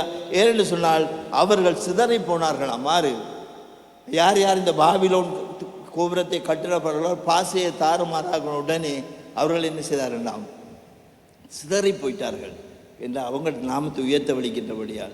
இப்போ சிதறி போகாதபடி நாம் ஒற்றுமையாக இருக்க வேண்டுமோ, நம்ம தேவ நாமத்தை உயர்த்துறவர்களாக இருக்க வேண்டும். நேபுகாத்நேச்சார் மாட்டை போல அவன் புல் மேய்ந்தான் என்ற பெருமை, நான் எனக்காக என் நாமத்துக்காக நாமத்தின் பிரஸ்தாபத்துக்காக கட்டுற பாபிலோன் என்று சொன்னார். உடனே அவர்கள் எல்லாம் விழுந்து ராஜ்யபாரம் பறிக்கப்பட்டது. மாட்டை போல புல்லை மேய்ந்தான். எப்பொழுது அவன் தேவனை நோக்கி பார்த்தானோ மீண்டும் அவன் ராஜ்யபாரம் அவனை திரும்பி வந்தது. அந்த மேன்மை அவனுக்கு கிடைத்தது. ஹல்லேலூயா. அப்போ நீங்கள் நானும் தேவனை குறித்து மாத்திரம் மேன்மை பாராட்ட வேண்டும். இல்லாவிட்டால் சொந்த பட்டயத்தினாலே அவன் செத்தான், கோலியாத். அதுபோல் நீங்கள் நான் முறிந்து விழாதபடி, சிதறி போகாதபடி, மாட்டை போல மாறாதபடி இருக்க வேண்டுமா இருந்தால் தேவனை குறித்து மாத்திரம் மேன்மை பாராட்டுறவர்களாக இருக்க வேண்டும். 1 கொரிந்தியர் 5ஆம் அதிகாரம் 6ஆம் வசனம் சொல்லுகிற, நாங்கள் மேன்மை பாராட்டுறதுக்கு எங்கள் அநேக காரியங்கள் உண்டு. மேன்மையை பாராட்டுறதுக்கு உங்களுக்கு வினக்கும் அநேக காரியங்கள் உண்டு. 6ஆம் அதிகாரத்தில் எடுத்து வாசிப்போம். அந்த 5:6 நீங்கள் மேன்மை பாராட்டுகிறது, 1 கொரிந்தியர் 5:6ஆம் வசனம், நீங்கள் மேன்மை பாராட்டுகிறது நல்லதல்ல, கொஞ்சம் புளித்தமா பிசைந்த மா முழுவதையும் புளிப்பாக்கும் என்று அறிந்திருக்கிறேன். ஹல்லேலூயா. அப்போ நீங்கள் நானும் மேன்மை பாராட்டாதபடி இருக்க வேண்டுமா இருந்தால் என்ன செய்ய வேண்டுமாம், அது நல்லதல்ல. உங்களை குறித்து என்னை குறித்து மேன்மை பாராட்டுறது நல்ல அல்ல. கொஞ்சம் புளித்தமா பிசைந்த மா முழுவதையும் புளிப்பாக்கும் என்று அறியீர்களா? ஹல்லேலூயா. நீங்கள் நானும் மேன்மை பாராட்டியிருந்தால் பக்கத்தில் உள்ளவரையும் நாம் கெடுத்து போடுவோம், பக்கத்தில் உள்ளவர்களையும் கெடுத்து போடுவோம். அதனால் எச்சரிக்கையாக இருக்க வேண்டும். உங்களோடு சேர்ந்திருந்தால் அவன் உங்களைப் போல் மாற வேண்டும், என்னோடு சேர்ந்தால் அவன் உங்களைப் போல மாற வேண்டும். அவன் ஜபிக்கிறவனாக நல்ல பாசிட்டிவான வார்த்தையை பேசுகிறவனாக இருக்க வேண்டும். அப்போ அதனால் மேன்மை பாராட்டுறது நல்லதல்ல. அப்போ என்னத்தை குறித்து நீங்கள் நான் மேன்மை பாராட்ட வேண்டும், ஜீவனுள்ள தேவனை குறித்து மாத்திரம் மேன்மை பாராட்டுவதாக இருக்க வேண்டும். கொஞ்சம் புளித்தமாக என்ன செய்வோம், கொஞ்சம் பிசைந்தமா என்ன செய்வான், புளித்தமா பிசைந்தமா முழுவதையும் கெடுத்து போடும். ஆமென். அப்போ ஒன்று போதும் எல்லாரையும் கெடுக்கிறதுக்கு. ஒரு ஆகான் தான், ஒரு ஆகானால் என்ன நடந்தது, இஸ்ரவேலர்கள் முறிந்து போனார்கள். ஒருவர் செய்த பாவம். அதனால் எச்சரிக்கையாக இருக்க வேண்டும். பிசைந்தமா முழுவதும் நம்மாலே அது புளித்து போகாதபடி எச்சரிக்கையாக இருக்க வேண்டும் நீங்கள் நான். ஹல்லேலூயா. இப்போ மேன்மை பாராட்டுறது நல்லதல்ல. நம்மளை குறித்து மேன்மை பாராட்டுறது, தேவனை குறித்து மாத்திரம் மேன்மை பாராட்டுவர்களாக இருக்க வேண்டும். அதான் பவுல் அப்போஸ்தலர் சொல்லுகிறார், மேன்மை பாராட்டுகிறது எனக்கு தகுதி அல்ல. மேன்மை பாராட்டுகிறது எனக்கு தகுதி அல்ல. ஏனென்று சொன்னால், மேன்மை பாராட்ட எனக்கு தகுதி அல்லவே, ஆகிலும் கர்த்தர் அருள தரிசனங்களையும் வெளிப்படுத்தலையும் நான் சொல்லுகிறேன். பவுல் சொல்லுகிறார், மேன்மை பாராட்டுறது எனக்கு தகுதி அல்லவே. முதல் பார்த்தோம், அது நல்லதல்லவே, தகுதி அல்லவே. ஆனாலும் தேவன் சொன்ன தரிசனங்களை குறித்து நான் வெளிப்படுத்தேன் சொல்லுகிறேன். கிறிஸ்துவுக்குள்ளான ஒரு மனுஷரை அறிவேன். அவன் 14 வருஷத்துக்கு முன்னே 3ஆம் வானம் வரைக்கும் எடுத்துக்கொள்ளப்பட்டான். அவன் சரீரத்தில் இருந்தானோ சரீரத்துக்கு புறம்பே இருந்தானோ நான் அறியேன், தேவன் அதை அறிவார். அந்த மனுஷன் பரதேசுக்குள் எடுத்துக்கொள்ளப்பட்டு மனுஷர் பேசப்படாததும் வாக்கு கட்டாததுமாகிய வார்த்தைகளை கேட்டான் என்று அறிந்திருக்கிறேன். யாரை குறித்து அவர் சொல்லி கொண்டு போகிறார்? தன்னை குறித்து தான் சொல்லுகிறார். இந்த இடத்துல அவர் தன்னை குறித்து, நான் தான் போனேன், நான் தான் பயிரன், பரதேசுக்குள் எடுத்துக்கொள்ளப்பட்டேன் என்றெல்லாம் ஒன்றுமே சொல்லலை. அவன் சரீரத்தில் இருந்தானோ சரீரத்துக்கு புறம்பே இருந்தானோ அதை அறியேன், தேவன் அறிவார். ஆனாலும் இப்படிப்பட்டவைகளை குறித்து மேன்மை பாராட்டுவேன். ஆகிலும் என்னை குறித்தல்ல, என் பலவீனங்களை அன்றி வேறொன்றிலும் மேன்மை பாராட்ட மாட்டேன். அப்போ என்ன சொல்கிறேன்? நான் ஒரு மனுஷனை அறிவேன். 14 வருஷத்துக்கு முன்பாகவே 3ஆம் வானம் வரைக்கும் எடுத்துக்கொள்ளப்பட்டு அவன் என்ன சொல்கிறான்? பரதேசில் எடுத்துக்கொள்ளப்பட்டு மனுஷர் பேசப்படாததும் வாக்கு கட்டாதமாகிய வார்த்தைகளை கேட்டால் அறிந்திருக்கிறேன். உலகத்தையும் அறிந்திருக்க, எல்லாரும் சேர்ந்து அறிந்திருக்கிறேன். ஆனாலும் எனக்கு இதுகளெல்லாம் குறித்து மேன்மை பாராட்டலாம். கர்த்தர் என்னை கொண்டு பெரிய காரியங்களை செய்தார், இத்தனை ஆத்மாக்களை ரட்சித்தார், என்னை கொண்டு வியாதியில் குணப்படுத்தினார், என்னை கொடுத்து பேய்களோட பண்ணினார், எல்லாம் செய்தார். ஆனால் இதை குறித்து நான் மேன்மை பாராட்ட மாட்டேன். ஆனால் என் பலவீனங்களை அன்றி வேறொன்றிலையும் நான் மேன்மை பாராட்ட மாட்டேன். என் பலவீனங்களில் அன்றி வேறொன்றிலையும் குறித்து நான் மேன்மை பாராட்ட மாட்டேன். அதான் அவருக்கு ஒரு முள்ளோண்டு கொடுக்கப்பட்டது. தேவன் சொல்கிறார், உடனே என்ன சொல்கிறார்? உன் பலவீனத்தில் என் பலன் பூரணமாய் விளங்கும். அப்போ நாங்கள் மேன்மை பாராட்டுவோம்னா அப்போ எங்கள் பலவீனத்தை குறித்து மேன்மை பாராட்டுவோம். நாம் சொல்லுவோமே, இப்போ எனக்கு எத்தனை வயசு இருக்கும்? எனக்கு 67 வயசு இந்த ஆகஸ்ட் வந்தால். ஆனால் நாம் என்ன சொல்லுவோம்? கர்த்தாவே, எனக்கு ஜீவனை தந்தி மட்டுமா கொண்டு வந்திருக்கிறேன் ஆண்டவரே. சில பலவீனங்கள் இருக்கும் ஆண்டவரே, ஆனாலும் நான் இன்னும் ஜீவனோடு வைத்திருக்கிறபடியால் இந்த பலவீனங்களை மாத்திரம் ஆண்டவரே. அதனால நாம் எங்களை பலவீனை குறித்து மாத்திரம்தான் நீங்கள் நான் மேன்மை பாராட்டுறவர்களாக இருக்க வேண்டும். மேன்மை பாராட்டுகிறது எங்களுக்கு தகுதி அல்லவே. நான் மேன்மை பாராட்ட வேண்டுமானால் என் பலவீனத்துக்கு அடுத்தவைகளை குறித்து மேன்மை பாராட்டுவேன். ஹல்லேலூயா. மேன்மை பாராட்டுறா என் பலவீனத்துக்கு அடுத்தவைகளை குறித்து மாத்திரம்தான் மேன்மை பாராட்டுவேன் அல்ல என்று மாத்திரம்தான் நான் சொல்லுவேன். ஏனென்று சொன்னால், என்னை கொண்டு கர்த்தர் செய்த காரியங்களை குறித்து நான் மேன்மை பாராட்ட எங்களை என்ன தேவன் ஒரு கருவியாகத்தான் வைத்திருக்கிறார். எம்மை கொண்டு அவர் செய்யும்படியாக சித்தம் கொண்டதை எங்களை கொண்டு அவர் செய்கிறார். இப்போ தனியாக தேவன் இல்லாமல் நம்மளால் ஒரு காரியத்தையும் செய்ய முடியாது. முடிந்தால் அப்படி செய்தால் அது நிலைத்திருக்காது. அப்போ தேவனை குறித்து மாத்திரம் நீங்கள் மேன்மை பாராட்ட வேண்டும். இந்த பலவீனத்திலும் கர்த்தர் பலந்தந்து எங்களை பூரணமாய் நடத்தி கொண்டு வருகிறார் என்று சொல்லி இந்த பலவீனத்தில் மாத்திரம் நீங்கள் மேன்மை பாராட்ட வேண்டும். மற்ற காரியங்களை குறித்து மேன்மை பாராட்டுறதுக்கு ஒன்றுமே இல்லை. 2 கொரிந்தியர்லே அதே 12ஆம் வருஷம் 11ஆம் அதிகார வசனத்தில் சொல்லப்படுகிறது, மேன்மை பாராட்டி புத்தியினரானேன், நீங்களே இதற்கு என்னை பலவந்த படுத்தினீர்கள். நான் ஒன்றுமில்லை என்றாலும் மகா பிரதான அப்போஸ்தலருக்கும் நான் எவ்வளவும் குறைந்தவனாயிராதபடினாலே உங்களாலே மெச்சிக்கொள்ளப்பட வேண்டியிருந்தது. அப்போ நான் மேன்மை பாராட்டி புத்தியினனானேன். அப்போ புத்தி இல்லாத மனுஷன் தான் தன்னை குறித்து மேன்மையை பாராட்டுறவனாக இருப்பான். அப்போ நீங்களும் நான் மேன்மை பாராட்ட வேண்டுமென்றால் தேவனை குறித்து மேன்மை பாராட்டலாம், எங்களை பலவீனத்தை குறித்து மேன்மை பாராட்டலாம். கர்த்தர் எங்களை ரட்சித்தார், அதுக்காக மேன்மை பாராட்டலாம். உங்களோட வாழ்க்கையில் என்னுடைய வாழ்க்கையிலே கர்த்தர் அற்புதத்தை செய்தார், அதை குறித்து மேன்மை பாராட்டலாம். அதை குறித்து மாத்திரம் மேன்மை பாராட்டலாம். எங்களோட சுய சிந்தை, எங்களோட பராக்கிரமம், எங்கள் ஞானத்தை குறித்து நீங்கள் நானும் மேன்மை பாராட்ட இருக்கிறாள். ஏனென்று சொன்னால் எங்கள் பலவீனம் இருக்கிறது. அழகாக நீங்கள் நானும் பலவீனமான பாத்திரம். எங்களுக்கு இந்த பலவீனத்தை குறித்து நான் மேன்மை பாராட்டுவோம். என்ற ஜீவனோட கர்த்தர் எங்களை வைத்திருக்கிறார். ஜீவனோடு கர்த்தர் உங்களை என்னையும் வைத்திருக்கிறார். அந்த பலவீனத்தை குறித்து மாத்திரம் நீங்கள் நான் மேன்மை பாராட்ட குறித்து. ஆனாலும் நாங்கள் சில காரியங்களை குறித்து எண்ணத்தை குறித்து மேன்மை பாராட்ட வேண்டும் என்று பார்த்தோம். ஆனாலும் முதல் பார்த்தோம் எப்படி யார் யார் மேன்மை பாராட்டினாலும் அவர்களுக்கு என்ன நடந்ததுன்னு பார்த்தோம்.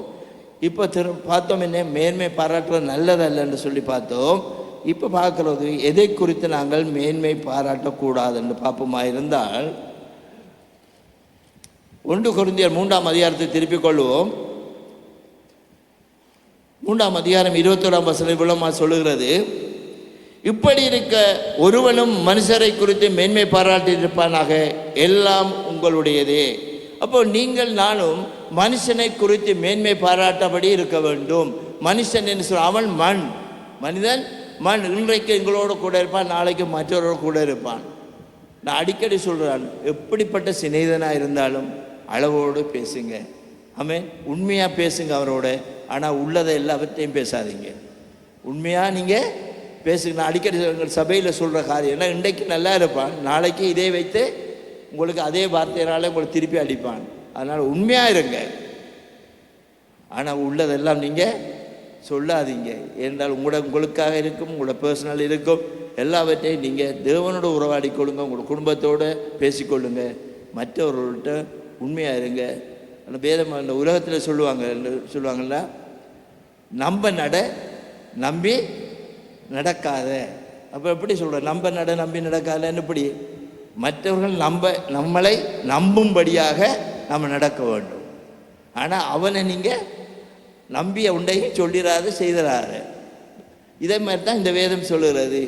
நீங்கள் நானும் என்ன செய்யணுமா, எல்லாவற்றையும் அளந்து நீங்கள் நானும் பேசுகிறவளாக இருக்க வேண்டும். மனுஷனை குறித்து நீங்கள் நானும் மேன்மை பாராட்டக்கூடாது. ஏன்னா மனிதன் எப்பொழுது மனம் மாறுறவன், மனிதன் மனம் மாறுறவன். ஆனால் தேவன் மாறாதவர், மனம் மாறாத தேவனாக இருக்கிறபடினால் தேவனை குறித்து மாத்திரம் நீங்கள் நானும் மேன்மை பாராட்ட இருக்க வேண்டும். ஹல்லேலூயா. அப்போ எதை குறித்து நீங்கள் மேன்மை பாராட்ட வேண்டும் என்று சொல்லி பார்த்தால், மனுஷனை குறித்து நீங்கள் மேன்மை பாராட்டக்கூடாது. நம்ம சுவிசேஷத்துக்காக நீங்கள் நான் அழைக்கப்பட்டிருக்கிறோம்.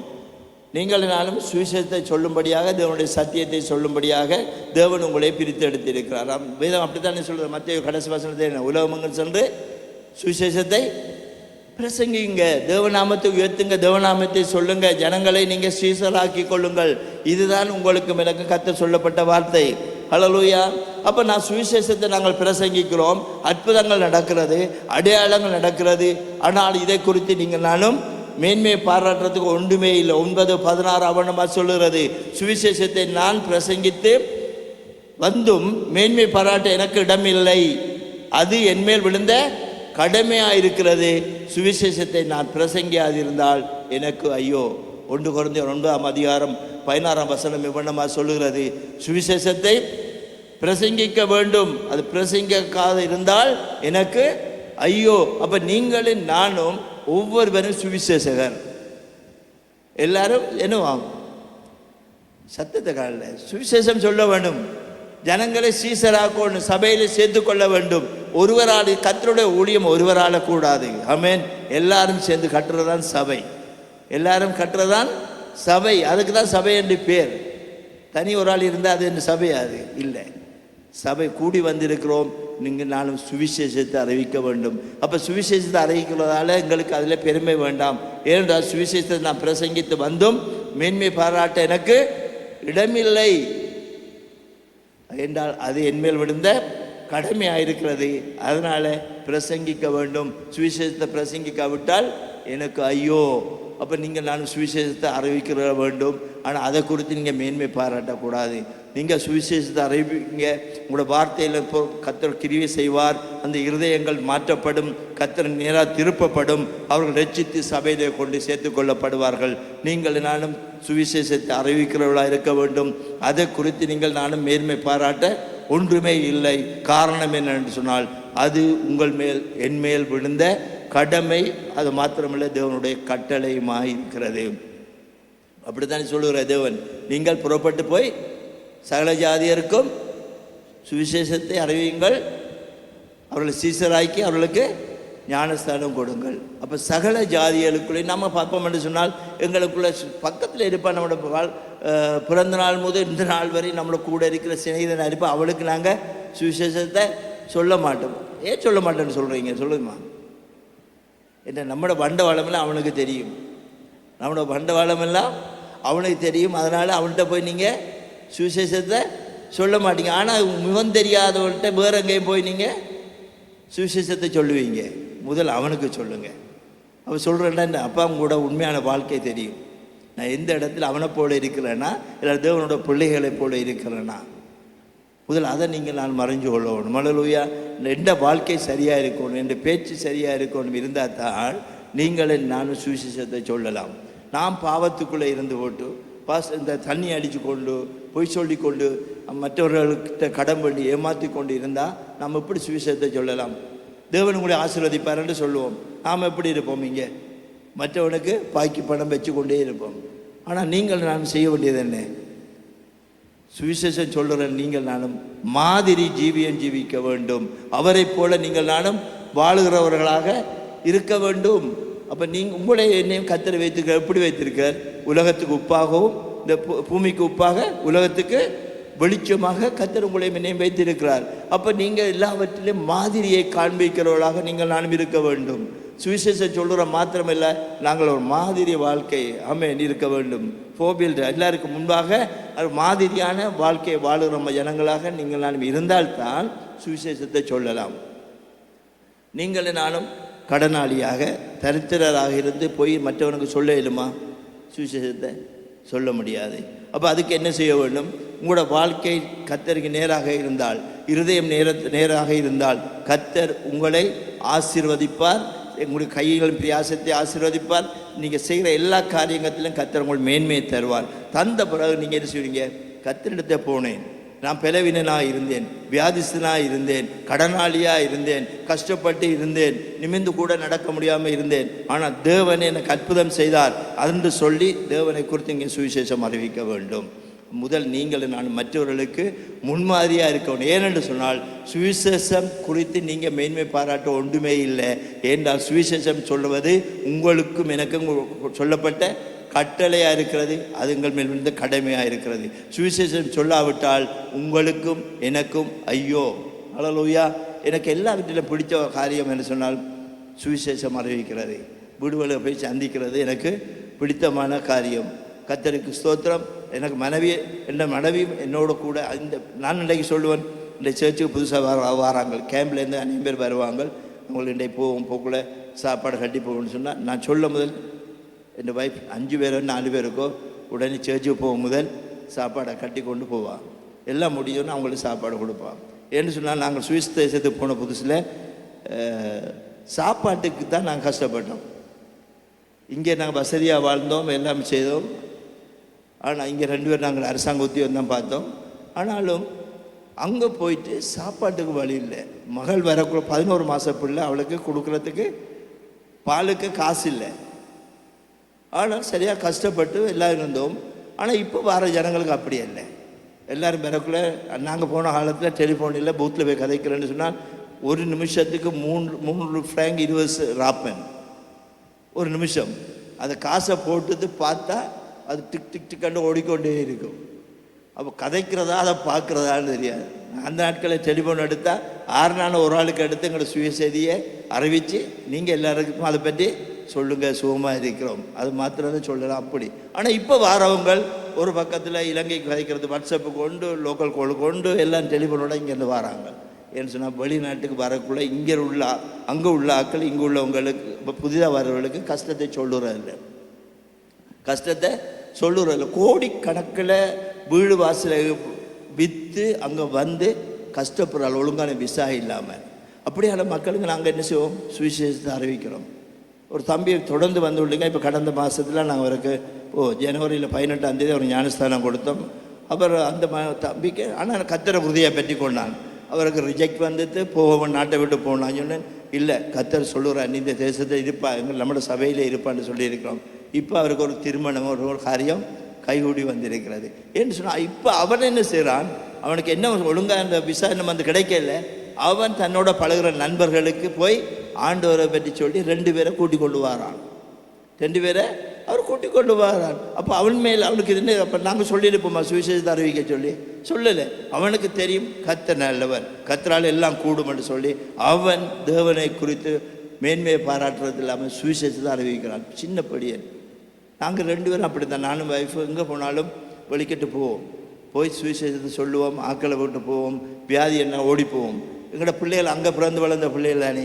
அப்போ உங்களுக்கு வேறு வேலை இல்லையாப்பா, பென்ஷனாக போகணும், போயிட்டு ஏன்னு ஓடிப்படுது, வீட்டை இருக்க தெரியாதான்னு சொல்லுவாங்க. ஆனால் நாங்கள் வேணா அவங்களுக்கு தெரியாது, அப்பா பட்ட பாடு அம்மா பட்ட பாடு நாங்கள் விட்ட கண்ணீர் அவங்களுக்கு தெரியாது. இன்றைக்கு அவங்க வசதியாக இருக்கலாம், ஆனாலும் நாங்கள் கடந்து வந்த பாதைகளை அவர் அறிய மாட்டார்கள்.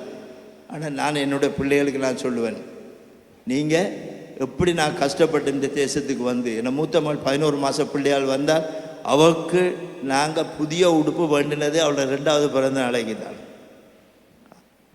அது வரைக்கும் அங்கே செகண்ட் ஹேண்ட் ஷாப்பில் போய் தான் அவளுக்கு உடுப்பு வண்டி நான் கொடுத்துருக்கேன். ஏன்னா எங்களுக்கு வருமானம் இல்லை, இங்கே கை நிறைய சம்பாதிச்சோம், அங்கே வருமானம் இல்லை. செகண்ட் ஹேண்ட் ஷாப்பில் வண்டி தான் உடுப்பு அவளுக்கு வண்டி கொடுத்துருக்கேன். அவளோட முதலாவது பர்த்டேக்கு அங்கே கடையில் போய் சின்ன ஒரு கேக் அதை வேண்டி அது பழுதறிய குத்தி தான் கொடுத்தோம். அந்நேரம் அகதி முகாமில் இருக்கிறோம். அப்படி கஷ்டப்பட்டோம். இது நான் பிள்ளைகளுக்கு சொல்லுவேன். இப்போ பிள்ளைகள் கை நிறைய சம்பாதிக்கிற நல்ல உத்தியோகம் பார்க்குறாங்க, அது பிரச்சனை இல்லை. நாங்கள் கடந்து வந்த காரியத்தை பிள்ளைகளுக்கு சொல்ல வேண்டும். இந்த இமிக்ரேஷன் நான் வந்தோம், நாட்டை விட்டு வந்து எவ்வளோ கஷ்டப்பட்டு இன்றைக்கு முன்னேறி வந்திருக்கிறோம் என்று சொல்லி நாங்கள் அதை எங்கள் பிள்ளைகளுக்கு எங்கள் தலைமுறைக்கு சொல்ல வேண்டும். பிள்ளைகள் என்ன சொல்கிறாங்க, இப்போ எங்களோட அப்பா வந்தாங்க அம்மா வந்தாங்க, இங்கே வந்து எல்லா வேலையும் தான் செய்தாங்க, டொய்லெட் கழுவுறதுலேருந்து கோப்பை கழுவுறதுலேருந்து எல்லா வேலையும் செய்தாங்க. இன்றைக்கு எங்களை படிப்பிச்சிருக்கிறாங்க, வீடு வாசலை கட்டி எல்லாம் நல்லா இருக்கிறோம்னு சொன்னால் அவங்கள ஆச்சரியப்படும். அப்படியா, சுவிஸ்காரன் செய்யாது நாங்கள் செய்கிறோம். அங்கே அந்த நாட்டவன் பாச தெரிஞ்சவன் செய்யாததை அறவுற பாச தெரிஞ்ச நாங்கள் செய்கிறோம். காரணம் என்ன? தேவன் எங்களோட கூட இருக்கிறார். தேவன் எங்களோட கூட இருக்கிற வழினாலே நாங்கள் அதை செய்கிறோம். அப்போ நான் யாரை குறித்து மேன்மை பாராட்ட வேண்டும்? தேவனை குறித்து மேன்மை பாராட்ட வேண்டும். அப்போ தேவன்கிட்ட இந்த எல்லாத்தையும் பெற்றுக்கொண்டு போட்டு என்ன பேசாமல் படுக்கிறதா? நாங்கள் தேவன்கிட்ட பெற்றால் அந்த நாங்கள் பெற்ற நன்மை யாம் பெற்ற என்னவாம், யாம் பெற்ற இன்பம் பெருகாயும் வையகம். அப்போ நாம் பெற்ற இன்பம், நாம் பெற்ற அந்த ரட்சிப்பு எங்களுடைய நண்பர்கள் உறவினர்கள் யாவரும் அதை பெற்றுக்கொள்ளத்தக்கதாக நீங்களும் நானும் சுவிசேஷத்தை அறிவிக்க வேண்டும். ஹல்லேலூயா. ஞாயிற்றுக்கிழமை வந்தோமா போயிட்டோமா, இப்போ போயிட்டு பிளான் பண்ணியிருப்போம். நாங்கள் இன்றைக்கி எங்கே போக போகிறோம், சாப்பிட போகிறோம், இன்னும் சமைக்க போகிறோம்னு ஒரு ஆள் இப்போ பிளான் பண்ணிக்கொண்டா இருப்பீங்க. உடனே விட்டுன்னு ஓடி போனீங்கன்னா உடுப்பை கழட்டமோ கழட்டலையோ தெரியலை, டக்குன்னு ஒரு ஆள் கறி வைப்பீங்க, ஒரு ஆள் வெங்காயம் பட்டுவீங்க, டக்குன்னு சமைச்சு சாப்பிடுவோம்னு தான் இருப்பீங்க. அது நல்லந்தான், உடலுக்கு நம்ம தேவை. ஆனாலும் நாம் தேவனுக்காக சுவிசேஷத்தை அறிவிக்கிறவர்களாக இருக்க வேண்டும் என்று சொன்னால் தேவன் நன்மை செய்திருக்கிறார். இப்போ நான் என் பிள்ளைகள் என்ன செய்வாங்கன்னு சொன்னால், தங்களோட வேலை செய்கிற ஆக்கள், இந்த மூத்த மகள் அங்கே டீச்சராக இருக்கிறான், மகன் ஒரு ஆள் டாக்டராக இருக்கிறான், இன்னொரு ஆள் ஸ்பீச் தெரபிஸ்டாக இருக்கிறாங்க. கர்த்தர் பிள்ளைகளுக்கு ஞானத்தை கொடுத்து அவர்கள் நல்லா உத்தியம் பார்க்கிறார்கள் இல்லை. ஆனாலும் அவர்கள் தங்களோட கூட வேலை செய்கிறவர்கள், தங்களோட நெருங்கி பழகிறவர்களுக்கு கர்த்தர் அப்பாவுக்கு செய்த நன்மைகள் என்ன, நாங்கள் எப்படி வந்தோம் எப்படி இருக்கிறோம் என்று அதை சொல்லுவார்கள். மகன் என்ன சொல்வாருன்னா, அவன்கிட்ட ட்ரீட்மெண்ட்டுக்கு வாராக்களுக்கு அங்கே சட்டம் இல்லை, அவங்க ஆண்டவரை குறித்து நேரடியாக சொல்ல முடியாது. அவன் நெருங்கி பழகி மெதுவாக சொல்லிடுவான், மெதுவாக ஆண்டவரை பற்றி அவன் சொல்லிடுவான். காரணம் என்னென்னு சொன்னால் அவனுக்கு தெரியும் அவன் நம்மளோட குடும்பத்துக்கு கர்த்தர் செய்த நன்மை என்னென்று தெரிந்தபடியால் பிள்ளைகள் அந்த சுவிசேஷத்தை அறிவிக்கிறார்கள். இது எங்களோட தலைமுறைக்கு கடத்தி கொண்டு வர வேண்டும். ஹல்லேலூயா. அப்போ நாங்கள் எப்படி கஷ்டப்பட்டோம், இப்படி முன்னேறி இருக்கிறோம் என்று சொல்லி நாம் தேவனுக்கு எப்படி நாங்கள் சொல்லி பிள்ளைகளை கர்த்தருக்கு பயத்தோடு வளர்க்குறோமோ, அதுபோல் அந்த பிள்ளைகளுக்குள்ளே அந்த சுவிசேஷ பாரத்தை நீங்கள் நான் போட வேண்டும். ஹல்லேலூயா. இந்த தலைமுறையோடு எங்களோட வாழ்க்கை ஒழிந்து போகக்கூடாது. எங்களோட தலைமுறை எங்கள்ட ஆள் இப்போ சுவிஸ் தேசத்தில் எல்லாம் இருக்கிறோம். எங்களோட தலைமுறைக்கு பின்பாக அந்த தமிழ் இருக்குமோ இல்லையோ தெரியாது. இப்போ நாங்கள் போன மாதத்திலேருந்து என் வைஃப் தொடங்கியிருக்கிறா, இலவசமாக தமிழ் படிப்பிக்கிறோம். இலவசமாக அங்கே உள்ள ஆக்களுக்கு தமிழ் படிப்பிக்கிறோம். ஏன்னா தேவனுக்காக நாங்கள் இருக்க வேண்டும். எங்கள் தேசத்து பிள்ளைகள் இங்கே வந்தால் தமிழில் பேச வேண்டும். அதுக்காக நாங்கள் தமிழ் கற்றுக் கொடுக்குற காரியத்தை செய்திருக்கிறோம். அதே போல் அங்கே நாங்கள் சண்டே ஸ்கூல் முதல் வந்து பிபிஎஸ்ன்னு சொல்லி இந்தியாவில் இருந்து தான் சண்டே ஸ்கூல் புத்தகம் எடுப்போம். இப்போ பிள்ளைகள் இப்போ என் மகள் அந்த டீச்சராக இருக்கக்கூடிய அவங்களே சண்டே ஸ்கூல் புத்தகம் தயாரித்து அங்கே பிள்ளைகளுக்கு அவங்க சொல்லிக் கொடுக்குறாங்க. டொச்சில் உங்களோட மொழியில், ஜெர்மன் மொழியிலே அது சொல்லிக் கொடுக்குறார்கள். நாங்கள் சொல்லிக்கோம் வருங்காலத்தில் தமிழும் அவர்களுக்கு கற்றுக் கொடுக்க வேண்டும் என்று சொல்லி. இதே ஏன்னு சொன்னால் இந்த தமிழ் தெரிஞ்சால் தானே இங்கே வந்து சுவிசேஷத்தை சொல்லலாம். அடுத்த தலைமுறை மாமா விளையாடி பாட்டி இருப்பா, தாத்தா இருப்பார், அவரோட எப்படி பிள்ளைகள் வந்து கதைக்கணும்? ஜெர்மனில் கதைக்கணுமா? அதனால் நீங்கள் நானும் பாசையிலும் மறக்கக்கூடாது, சுவிசேஷத்தை அறிவிக்கணும். சுவிசேஷம் அறிவிப்பது உங்களுக்கு எனக்கு மேல் விழுந்த கடமையாக இருக்கிறபடியால் சுவிசேஷத்தை சொல்ல வேண்டும். அதனால் மேன்மை பாராட்டுறதுக்கு ஒன்றுமே இல்லை, அது உங்களுக்கு எனக்கு விழுந்த கடமையாக இருக்கிறது. ஹல்லேலூயா. நாங்கள் மேன்மை பாராட்ட வேண்டும் என்றால் ஒரு சில காரியங்கள் இருக்கிறது. ஒன்று நாளாகமம் எடுத்துக்கொள்வோம். 1 நாளாகமம் 16:10. அவருடைய பரிசுத்த நாமத்தை குறித்து மேன்மை பாராட்டுங்கள், கர்த்தரை தேடுகிறவர்களின் இருதயம் மகிழ்வதாக. இப்போ நீங்களும் நானும் மேன்மை பாராட்டணும்னா தேவனுடைய பரிசுத்த நாமத்தை குறித்து மாத்திரம்தான் மேன்மை பாராட்ட வேண்டும். அதனால் என்ன, கர்த்தரை தேடுகிறவர்களின் இருதயம் மகிழ்வதாக. இந்த எசேக்கியா ராஜா இருந்தார். எசேக்கியா ராஜாவுக்கு என்ன இருந்தது? வியாதிப்பட்டு தீர்க்கதரிசி வருகிறார். வந்து உடனே என்ன சொல்கிறார்? உள்ள வீட்டு காரியங்களை ஆயத்தப்படுத்தி நீ மரித்து போக வேண்டாம். உடனே என்ன செய்கிறான் அந்த எசேக்கியா ராஜா? சுவர்புறமாய் திரும்பி அழுறான். ஆண்டவரே, நான் நமக்கு செய்ததை நீ நினைத்தருளும் என்று சொன்ன உடனே ஆண்டவர் என்ன சொல்கிறார்? தீர்க்கதரிசி பாதி முற்றம் போகும் முதலே கர்த்தருடைய வார்த்தையை உண்டாகி அந்த உட சொல்கிறார், போ. அவன் மனம் கசந்து அழுகிறான். போய் சொல்லு, உன் ஆயுசு நாட்களிலே 15 வருடங்களை நான் கூட்டி தருவேன். எல்லாருக்கும் தெரிந்தபடியே சொல்லி கொண்டு போகிறேன் சொல்றார். உடனே 15 வருஷம் கூட்டி கொடுத்தாச்சு. அப்போ கர்த்தர் செய்த அற்புதத்தை கேட்ட உடனே பாபிலோனிலிருந்து என்ன செய்கிறார்கள்? ஒரு கூட்டம் வருகிறது. அவர்கள் பொன்னும் பள்ளியும் கொண்டு இவர்கிட்ட வருகிறார்கள், பரிசுகளை கொண்டு வர்றார்கள்.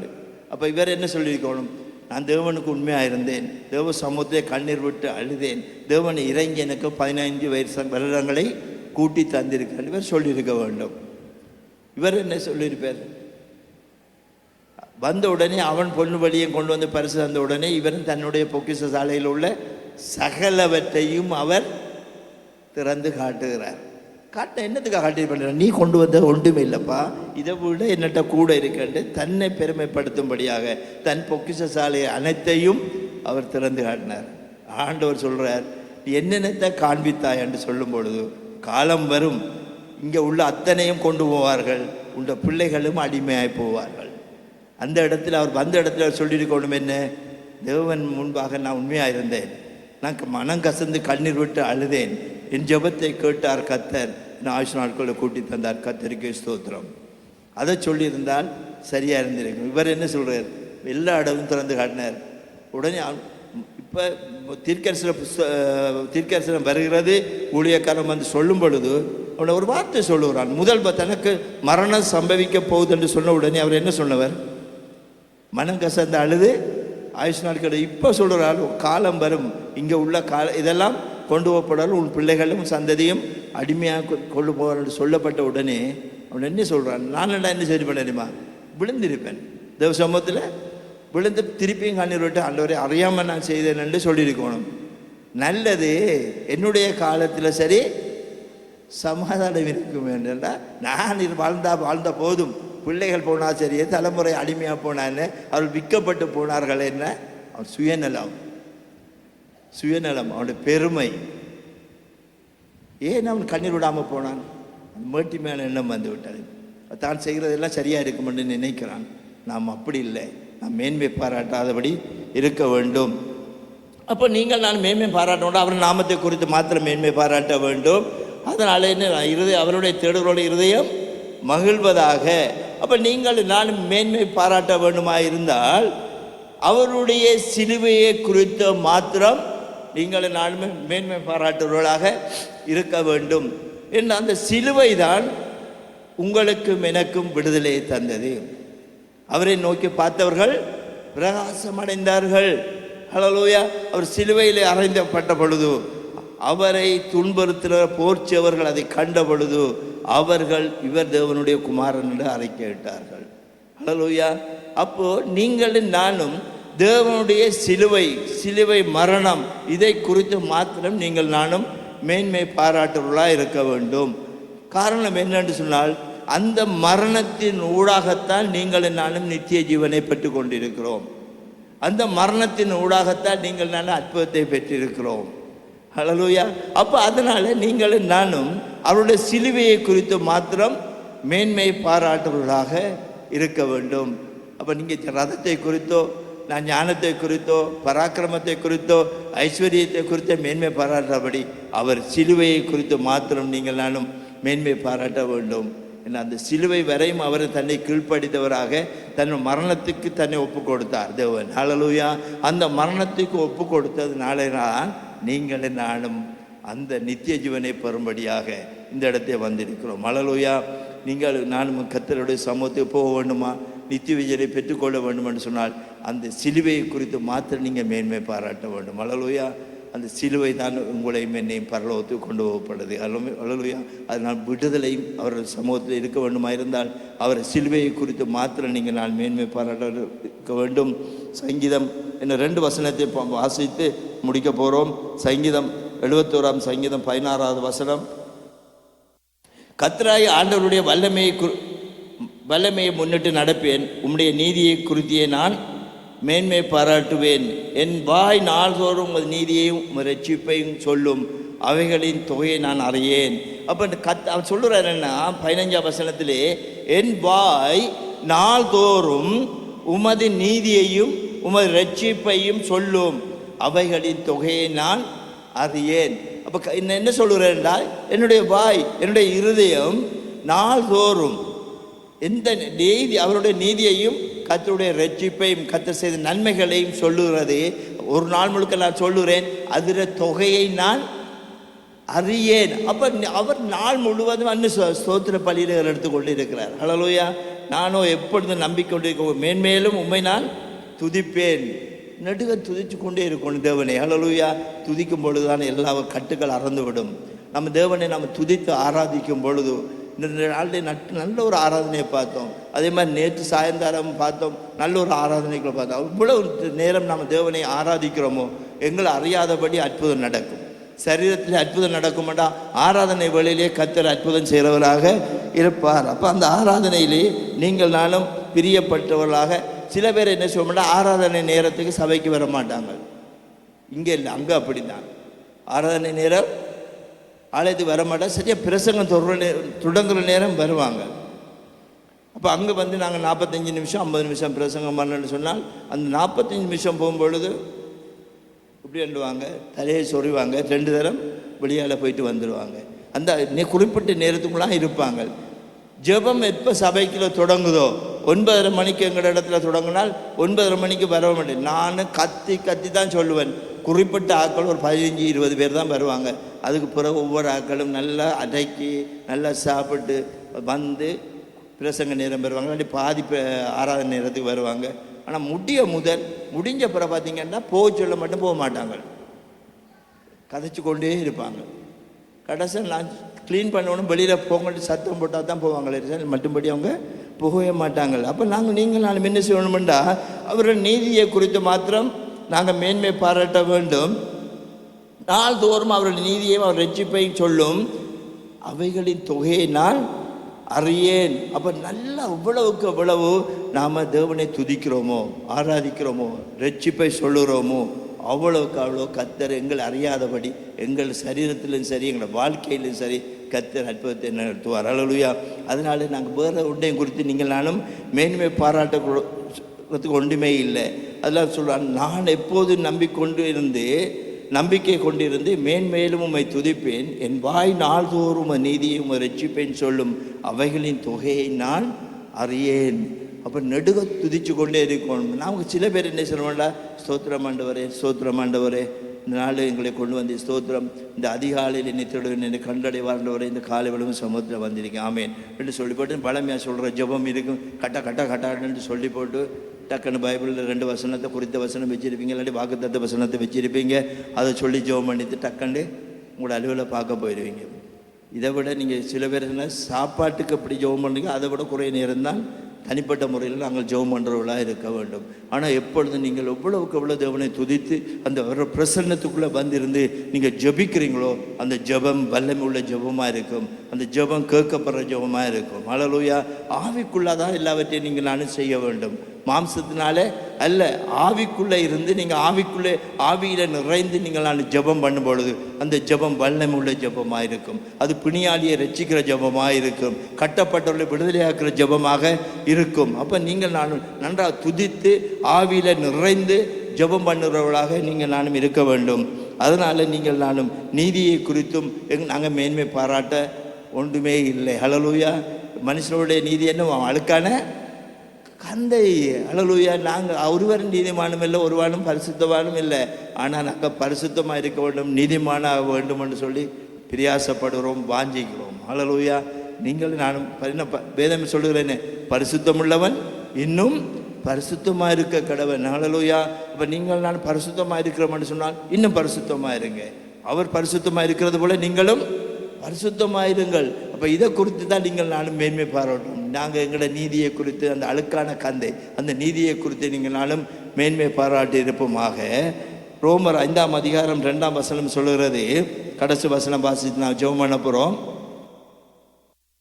அவர் மூலமாய் நாம் இந்த கிருபையினால் பிரவேசிக்கும் சிலாக்கியத்தை விசுவாசத்தினாலே பெற்று நிலை கொண்டிருந்து தேவ மகிமை அடைவோம் என்று நம்பிக்கையினாலுமே மேன்மை பாராட்டுகிறோம். அப்போ அவர் மூலமாய், இயேசு கிறிஸ்து மூலமாய் நாம் இந்த கிருபையில் பிரவேசிக்கும் சிலாக்கியத்தை விசுவாசத்தினால் பெற்று நிலை கொண்டிருந்து தேவ மகிமை அடைவோம் என்று நம்பிக்கையினாலுமே மேன்மை பாராட்டுகிறோம். அப்போ நாங்கள் என்னவென்றால் அவருடைய கிருபையினாலே பிரவேசிக்கும் சிலாக்கியத்தை விசுவாசத்தினாலே பெற்று நிலை கொண்டு இருந்து தேவ மகிமை அடைவோம் என்று நம்பிக்கையினாலே நீங்கள் நானுமே மேன்மை பாராட்ட வேண்டும். அப்போ நீங்கள் மேன்மை பாராட்ட அவருடைய கிருபையினாலே தான். ஆமாம், அந்த சிலாக்கியத்தை நாங்கள் விசுவாசத்தினாலே பெற்று நிலை கொண்டிருக்கிறோம். அதனால் அதை குறித்து, அந்த நம்பிக்கையை குறித்து மாத்திரம் நீங்கள் நானுமே மேன்மை பாராட்டவர்களாக இருக்க வேண்டும். அப்போ நீங்கள் நானுமே என்னத்தை குறித்து மேன்மை பாராட்ட இருக்க வேண்டும்? நீங்கள் அவருடைய நாமத்தை குறித்து மேன்மை பாராட்டுகள் இருக்க வேண்டும். அடுத்ததாக சிலுவையை குறித்து மேன்மை பாராட்டுகள் இருக்க வேண்டும். அவருடைய நீதியை குறித்து மேன்மை பாராட்ட வேண்டும். தாவீது ராஜா சொல்லுறது போல, நானும் அவரை குறித்து நான் சொல்லுகிறேன், அதில் எண்ணிக்கை எனக்கு தெரியாது. அவ்வளோமா நான் துதித்து நாங்கள் தேவனை மகிமைப்படுத்த வேண்டும். நான் நாளும் நீதியை குறித்து மேன்மை பாராட்ட வேண்டும். அடுத்தது தேவ மகிமை அடைவோம் என்ற நம்பிக்கை எங்களுக்குள்ளே எனக்குள்ளே வேண்டும். ஹல்லேலூயா. கர்த்தருடைய வருகை வரும், சீக்கிரமாக வரும். பாச சொல்லப்பட்டது ஒன்றுமாக மிடில் ஈஸ்டிலே ஈரானுக்கும் அமெரிக்கா இஸ்ரேலுக்கு எதிரான யுத்தம் மிகவும் சூழ்ந்திருக்கிறது. எந்த நேரத்தில், எந்த செகண்டிலே, இந்த நிமிஷமும் தெரியலை. யுத்தம் ஆரம்பித்தால் உலக யுத்தத்துக்கான அடையாளம். கர்த்தருடைய வருகை சீக்கிரமாக வரப்போகிறதுக்கான அடையாளம். அப்படி யுத்தம் கொண்டு வந்தால் ஈரான் அடிக்க போகிறது முதல் இஸ்ரேல் தேசத்துக்காகத்தான். அடுத்ததான் வேறு மற்ற இடங்கள் அமெரிக்க பேஸுக்கு அடிப்பான். ஆனாலும் நீங்களும் நானும் ஆயத்தம் உள்ளவர்களாக இருக்க வேண்டும். யுத்தம் சூழ்ந்திருக்கிறது. யார் இருக்க போகிறாங்க இல்லதண்டு இல்லை, நீங்களும் நானும் தேவனுடைய வருகையில் எடுத்துக்கொள்ளப்படுவர்களாக இருக்க வேண்டும். ஹல்லேலூயா. எழுந்திருந்து நான் ஜெபம் பண்ணுவோம். அந்த தேவ மகிமை அடைவோம் என்ற நம்பிக்கையிலே நீங்கள் நானும் மேன்மை பாராட்டுவர்களாக நீங்கள் நானும் இருக்க வேண்டும். ஹல்லேலூயா. ஒரு நல்லா ஜெபம் பண்ணுங்க. கரங்களை உயர்த்தி நல்லா ஜெபம் பண்ணுங்க. கர்த்தாவே, நாங்கள் மேன்மை பாராட்டாதபடி ஆண்டவரே, உங்களோட சிலுவையை குறித்து மாத்திரம் நாங்கள் மேன்மை பாராட்டுவர்களாக இருக்க வேண்டும் என்று சொல்லி கரங்களை உயர்த்தி சொல்லுங்க. நான் ஒன்றுமல்ல ஆண்டவரே, நீரே எங்களை ரட்சித்தீர் ஆண்டவரே, நீர் எங்களை விடுதலையாக்கினீர் ஆண்டவரே. நீங்கள் சொல்லுங்க. ஹல்லேலூயா, ஹல்லேலூயா. ரபா சந்தர ரபதரக கரப ஷகரக கரரபா ரிமமபம கரக கபா ஷகரக கரரபாம். ஐயா, எங்களுக்குள்ளே இந்த மேட்டிமை வேண்டாம் ஆண்டவரே. ஐயா, கோலியாத்தை போல் ஆண்டவரே சுவாமியின் பராக்கிரமத்தை குறித்து எனக்கும் ஆண்டவரே அந்த மேன்மை வேண்டாம் ஆண்டவரே. ஐயா, அந்த மேன்மையான காரியம் வேண்டாம் ஆண்டவரே. ஐயா, இஸ்ரவேலர்கள் ஆண்டவரே கத்தாவே சுவாமி, அந்த பாபிலோன் ஆண்டவரே தங்கள் நாமத்தை உயர்த்தும்படியாக, தங்கள் நாமத்தை பிரஸ்தாபடுத்தும்படியாக அவர்களுக்கு ஒரு கோபுரத்தை கட்டினார்களே ஆண்டவரே. அதனாலே ஆண்டவரே சுவாமி, அவர்களை நீ தாறுமாறாக்கி போட்டீர் ஆண்டவரே. அந்த பெருமை வேண்டாம். நாங்கள் சிதறடிக்கப்படாதபடி கத்தாவே, வெட்டப்பட்டு போகாதபடி கத்தாவே, மாட்டை போல புல் மேயாதபடி கத்தாவே, பெருமை மேட்டுமையான எண்ணங்கள் எங்களுக்குள்ளே வராதபடி கத்தர் காத்துக்கொள்வீராக என்று செபிக்கிறோம் ஆண்டவரே. தாழ்மை உள்ளவனுக்கு கிருபை அளிக்கிற கத்தர் அல்லவன் நீர் ஆண்டவரே. நாங்கள் மனத்தாழ்மை உள்ளவர்களாக, இருதயத்தின் நினைத்தோலை கத்தாவே அப்பா, நாங்கள் விருத்த சேதனம் பண்ணப்பட்டவர்களாக, உமக்கு பிரியமுள்ளவர்களாக இருக்க உதவி செய்வீராக என்று செபிக்கிறோம் ஆண்டவரே. எப்பொழுதும் எந்நேரமும் அது வார்த்தை எங்கள் இருதயத்திலே இருக்கட்டும், எங்கள் நாவிலே இருக்கட்டும் ஆண்டவரே. சுவிசேஷம் சொல்வது எங்களுடைய கடமை அல்லவோ ஆண்டவரே. எந்த இடத்திலும் எப்பொழுதும் சந்தர்ப்பம் வாய்த்தாலும் வாய்க்காவிட்டாலும் தேவன் நாமத்தை உயர்த்தி கர்த்தருடைய சுவிசேஷத்தை அறிவிக்கிறவர்களாக நாங்கள் எங்களை மாற்றி போடுவீராக என்று செபிக்கிறோம் ஆண்டவரே. ஐயா, சுவிசேஷம் சொல்லாவிட்டால் ஆண்டவரே எங்களுக்கு ஐயோ என்று சொல்லப்படுகிறது ஆண்டவரே. ஐயோ என்று சொல்லப்படாதபடி ஆண்டவரே, நாங்கள் தலைமுறையாக உங்களுக்கு பிரியமுள்ளவர்களாக வாழத்தக்கதாக ஆண்டவரே, அந்த சுவிசேஷ பாரம், சுவிசேஷ வாஞ்சை எங்கள் ஒவ்வொருவருக்கும் உண்டாவதாக என்று ஜெபிக்கிறோம் கர்த்தாவே. சுவிசேஷம் எங்கள் மேல் இந்த கடமை ஆண்டவரே. அன்னையும் பேரை ஆண்டவரை சீசர் ஆக்கி அப்பா சபைகளிலே ஆண்டவரை சேர்த்து கொள்ளத்தக்கதாக ஐயா எங்களது சுவிசேஷம் எங்களுக்குள்ளே வரட்டும். எந்த இடத்துக்கு போக வேண்டும், எப்படி பேச வேண்டும் என்று ஒவ்வொருவருக்கும் கற்றுத்தருவீராக என்று செபிக்கிறோம்.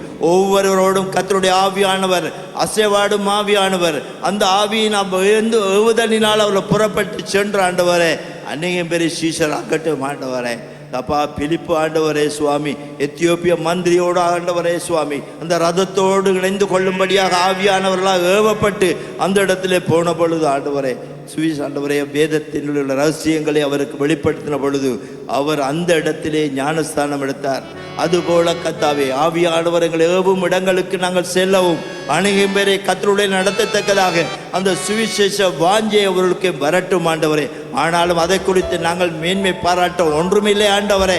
அது எங்கள் கடமை ஆண்டவரே, அது எங்களுடைய அழைப்பு ஆண்டவரே. அதை ஒவ்வொருவரும் தெரிந்து அதுபடியாக செயல்பட கர்த்தர் உதவி செய்வீராக ஜெபிக்கிறோம். எல்லா துதிகளும் மகிமை உங்களுக்கு செலுத்தி இயேசு நாமத்தில் ஜெபிக்கிறோம் நல்ல பிதாவே.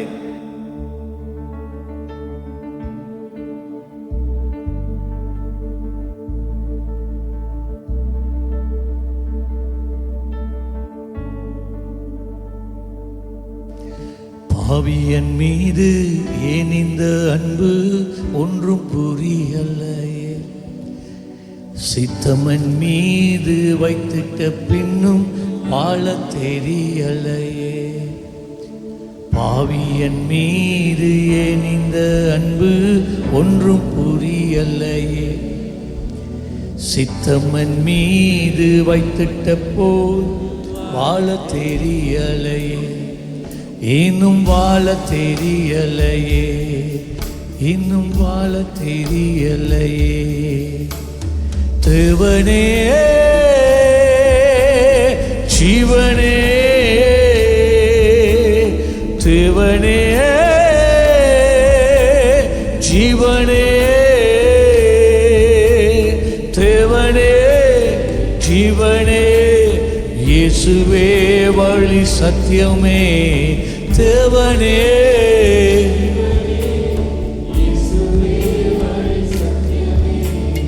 பாவியன் மீது ஏன் இந்த அன்பு ஒன்றும் புரியலையே, சித்தம்மன் மீது வைத்திட்ட பின்னும் வாழ தெரியலையே. சொல்லுங்க, பாவியன் மீது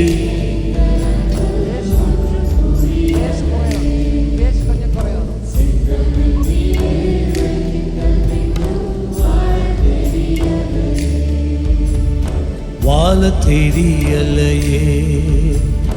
தெய்வமே ஜீவனே, தெய்வமே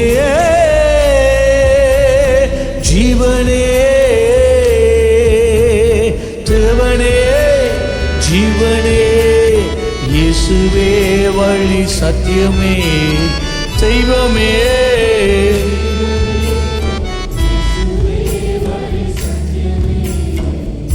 மண்ணான மனிதன் நான், என்னால் எதுமாகுமோ? மண்ணான மனிதன் நான், என்னால் எதுமாகுமா? உம் பிள்ளையாய் நான் முடியுமா? உம் பிள்ளையாய் நான் வாழக்கூடுமா? மண்ணான மனிதன் நான், என்னால் எதுமாகுமா? மண்ணான மனிதன் நான், என்னால் எதுமாகுமா? உம் பிள்ளையாய் நான் வாழ முடியுமா? உன்னும் பிள்ளையாய் நான் வாழக்கூடுமா? உம் பிள்ளையாய் நான் வாழ தேவனே ஜீவனே கதறுவோமா? தேவனே ஜீவனே தேவனே ஜீவனே இயேசுவே வழி சத்தியமே தேவனே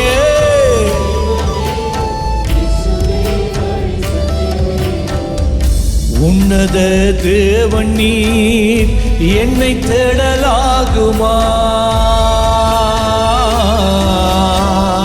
உன்னத தேவன் நீர் என்னை தேடலாகுமா? உம்மோடு நான் வாழ முடியுமா? உம்மோடு நான் வாழ முடியுமா? உம்மோடு நான் ஆவியின் மீது ஏன் இந்த அன்பு ஒன்றும் புரியலையே? சித்தம்மன் மீது வைத்திட்ட பின்னும் வாழ தெரியலையே? ஆவியின் மீது ஏன் இந்த அன்பு ஒன்றும் புரியலையே? சித்தம்மன் மீது வைத்திட்ட பின்னும் வாழ தெரியலையே? வாழ தெரியலையே? தேவனே ஜீவனே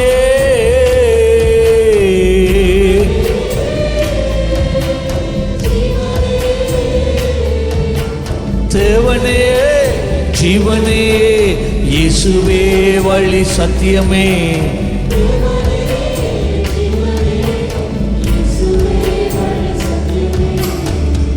பொய்யான வாழ்விது நிரந்தரமாகுமோ?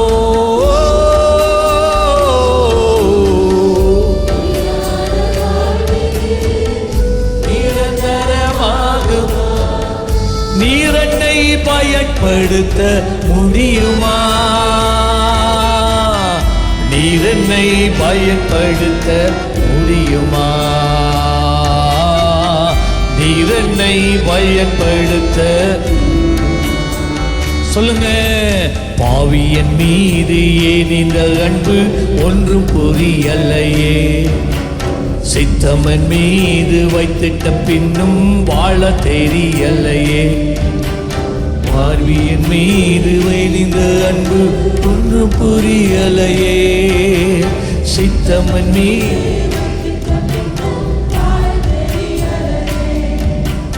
தெய்வமே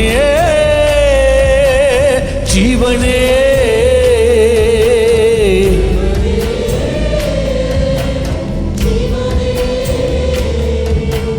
தேவனே ஜீவனே இயேசுவே வழி சத்தியமே தேவனே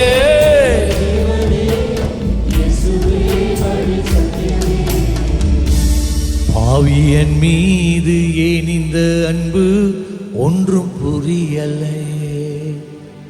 சித்தம்மன் மீது வைத்திட்ட பின்னும் வாழ தெரியலையே? வாழ தெரியலையே? வாழ தெரியலையே? இப்பொழுது நம்முடைய கர்த்தராகிய இயேசு கிறிஸ்துவினுடைய கிருபையும் பிதாவாகிய தேவனுடைய அன்பும் பரிசுத்த ஆவியானவருடைய அந்யோன்ய ஐக்கியம் உங்கள் அனைவரோடும் கூட இன்றும் எப்பொழுதும் கூடவே இருப்பதாக. ஆமென். சேர்ந்து சொல்லுங்கள். என் ஆத்துமாவே கர்த்தரை ஸ்தோத்தரி, என் முழுலமே அவர் பரிசுத்த நாமத்தை ஸ்தோத்தரி. என் ஆத்துமாவை கர்த்தரை ஸ்தோத்தரி, அவர் செய்த சகல உபகாரங்களையும் மறவாதே. வந்ததுக்கு நன்றி. கர்த்தர் உங்களை ஆசீர்வதிப்பார். முதல் தடவையாக இங்கே சுகம் வேண்டும் என்று வந்திருக்கிறவர்களுக்காக நாங்கள் ஜெபித்து, அதன் பின்பதாக சபையில் இருக்கிற விசுவாசிகள் உங்கள் யாருக்கும் ஜெபம் தேவையானால் இவர்களுக்கு பின்பதாக நாங்கள் உங்களுக்காக நாங்கள் ஜெபிப்போம். வந்ததுக்கு நன்றி. கர்த்தர் தாமே உங்களை வெகுவாய் ஆசீர்வதிப்பாராக. ஆமென். பிரியமானவர்களே, எமது ஆராதனையுடன் இணைந்திருந்தமைக்கு எங்கள் மனமார்ந்த நன்றிகளை தாழ்மையுடன் கூறிக்கொள்ளுகிறோம். இந்த ஆராதனை உங்கள் ஆத்துமாவுக்கு மிகுந்த ஆசீர்வாதமாக இருந்திருக்குமென விசுவாசிக்கிறோம். தொடர்ந்தும் எம்முடன் இணைந்திருங்கள். கர்த்தர் தாமே உங்களை ஆசீர்வதிப்பாராக.